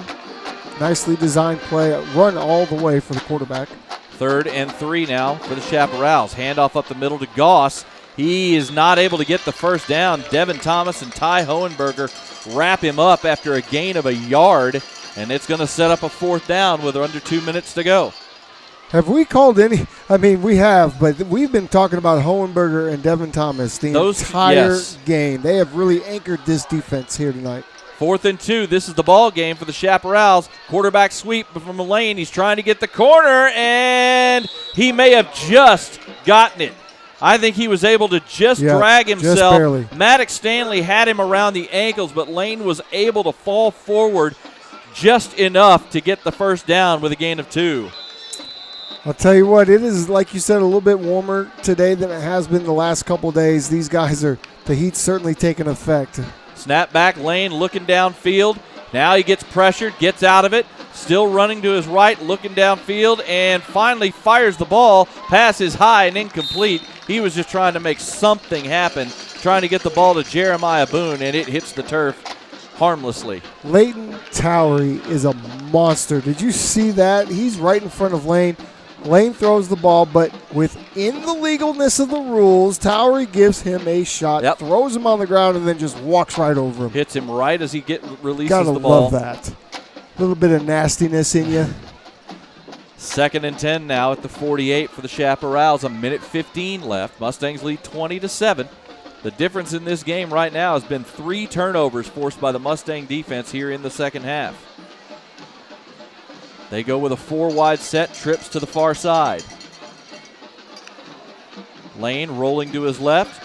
Uncorks one over the middle. Pass is caught. Looks like it's going to be a first down as he hits D'Artagnan Crawford right at the sticks. Nice route that time by Crawford to move the chains. 1st and 10 at the 42 of Grapevine. Good job by Lane because Maddox Stanley is coming off the edge. He takes on the blocker from the running back, and he's right there at Lane's feet as he throws the football. Low snap picked up by Lane, and he's going to get dropped for a loss in the backfield. Boy, he's fighting it, but Bradley Stanier finally drags him down. Second time on this possession, we've seen a snap roll back to Lane.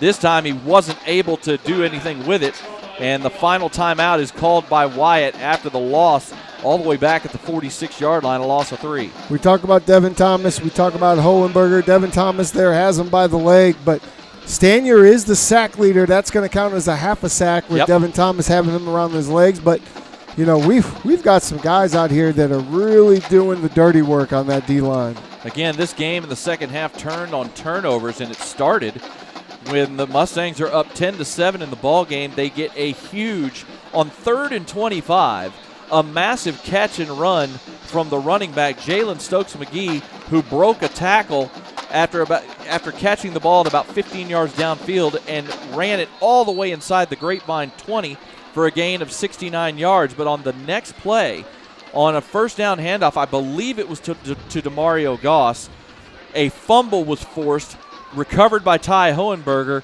and the Mustangs were able to take that turnover and drive it all the way down the field and punch it in the end zone for a touchdown. And that's what turned this game. 2nd and 14, back at the 46. Crawford in motion across the formation. Snap back to Lane. He's looking for him, but fires deep down the middle, and that pass is intercepted. Bryson Davis with the pick. He's on the return, coming to the near side, still on his feet up to midfield, and finally brought down. Interception number 2, turnover number 4 for the Mustang defense, and that will do it. As we see the pass is picked, it was a high throw from Jaworski Lane. Really didn't have much of a chance to be caught, and Davis just read it, picked it, returned it, and they're going to put this ball game away. Bryson Davis climbing the ladder, and then he's a return man as well, so he knows what to do with the ball. Once it's in his hands, he picked his way all the way to the 50. I expect now we see a handoff or perhaps a knee. I don't think OD Wyatt's going to call any timeouts. Well, they're out. We could be wrong. They used their last one. They're out. Yeah. There we go. After that sack, they used their last one, so this will be victory formation for the Mustangs. Yeah. And I tell you what, this is a huge win for Grapevine in a very physical, hard-fought football game. They're going to go to 4-1 in district play. The Chaparrals are going to drop to 3-2. But I tell you what, I'm going to give a tip of the cap to the Wyatt Chaparrals tonight because this team came in here and fought their tails off against the Mustangs tonight. They put on a heck of a fight here tonight, defensively particularly. But this game, I think, really outside of the turnover was really won on the line of scrimmage. And when I say the line of scrimmage, I mean the Grapevine defensive line. They dominated the second half and literally took this game over, caused all the turnovers. And it didn't help that, OD Wyatt's out here playing without their number 1 quarterback. Yeah. You've got 2 receivers trying to play quarterback. Hats off, credit to them, particularly Lane, who came in as a sophomore and really showed poise and a bright future for that young man. We had an unsportsmanlike conduct penalty called on Grapevine, and I think it was similar to what happened after the fumble recovery by Tatum Evans. Bryson Davis got up and kind of spiked the ball on the field. A little too much celebration. That's what Tatum Evans did, kind of spiked the ball down after his big fumble recovery earlier. And so it's not going to matter, but it does. But that's why the ball has been moved back to the 35. It may not matter tonight, but It'll it's going to matter tomorrow. Yes. That is going to matter. Mustangs in victory formation. They just need to kneel it down one time. The ball game will be over, and Harrison Hackbar takes care of it. And the Mustangs tonight coming in against a very physical, hard-fighting football team. They get a tough, hard-fought win as they will go to 4-1 in district play, which will set up a big, huge game next week against the Yellow Jackets of Arlington Heights. That game will be at Farrington Field next Friday, as Arlington Heights is playing this evening, I believe. They are taking on, I believe it's Poly High School. I'm going to double-check that for you guys real quick, but the Mustangs tonight get the win. Actually, it is Southwest that the Arlington Heights Yellow Jackets are playing. But the Mustangs will have that game next Friday at Farrington Field. They get the win tonight by a final score of 20-7. A lot of people you can really credit. I thought Demontrez Dunn had a really good game. So did Rondo Carradine. There were some mistakes, a couple of drop passes. But on the ground, Carradine and Dunn, I thought, had really solid games tonight.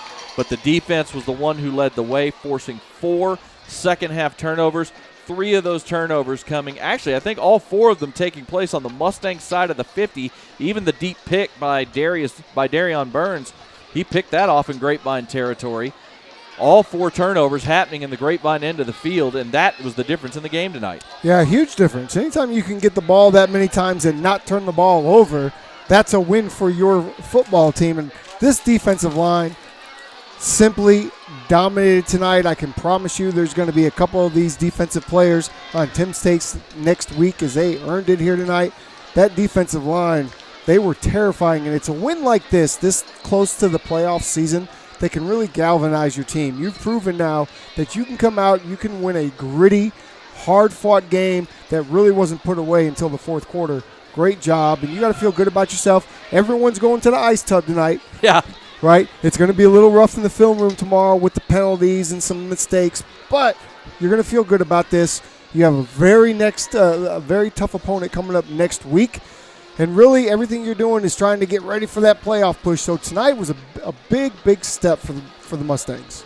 This is a game tonight, I believe. I'm not going to say this for certain because I don't know 100% for sure, but the Mustangs have an opportunity to clinch a playoff spot, not by just winning this game, but if Heritage does what we think they will do and defeats Northside tomorrow afternoon over in Fort Worth, I do believe, if my math is right, that will clinch the Mustangs a playoff spot in 5A Division II in 2023. And that'd be fantastic to get that playoff spot sewed up even before you go into next week's game. Then it's all about positioning. And it's all about positioning for sure.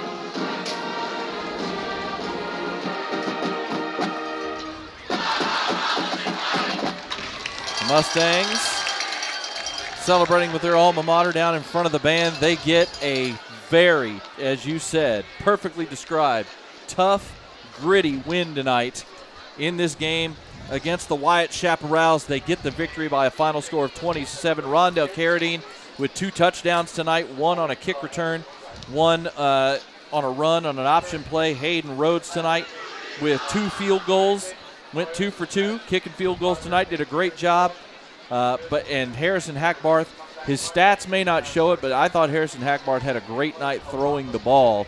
And you add that up with a defense that came out in the second half and matched that physical toughness that Wyatt came in with, not only getting stops but also forcing turnovers. Yeah, Harrison Hackbarth has had a heck of a senior year.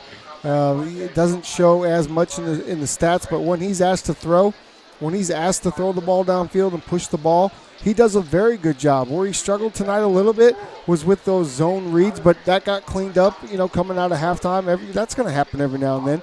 I think he saw a defense that may be a little bit more aggressive than what Grapevine has seen in the past and really played that option really, really well. And he did a great job with the pitch. The defensive line, again, really stood out to me. The defense as a whole did a fantastic job, notwithstanding that 93-yard drive.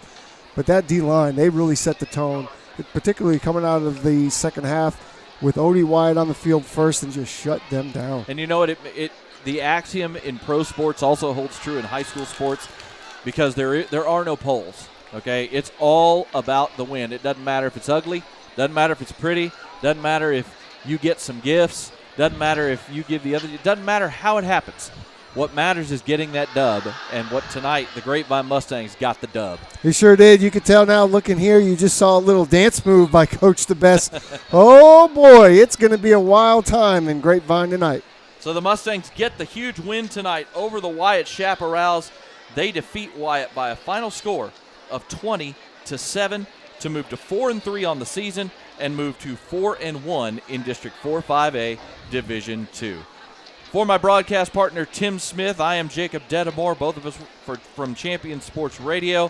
For our executive producer, Trey Bell, and our technical director, Tim Polster, this has been a fun one tonight. It was tough, it was rough and tumble, but it was fun, and the Mustangs got the win. The Mustangs will be back on the field a week from tonight at Farrington Field, historic Farrington Field in downtown Fort Worth, as they will take on the Arlington Heights Yellow Jackets. Until then, everyone have a fantastic weekend.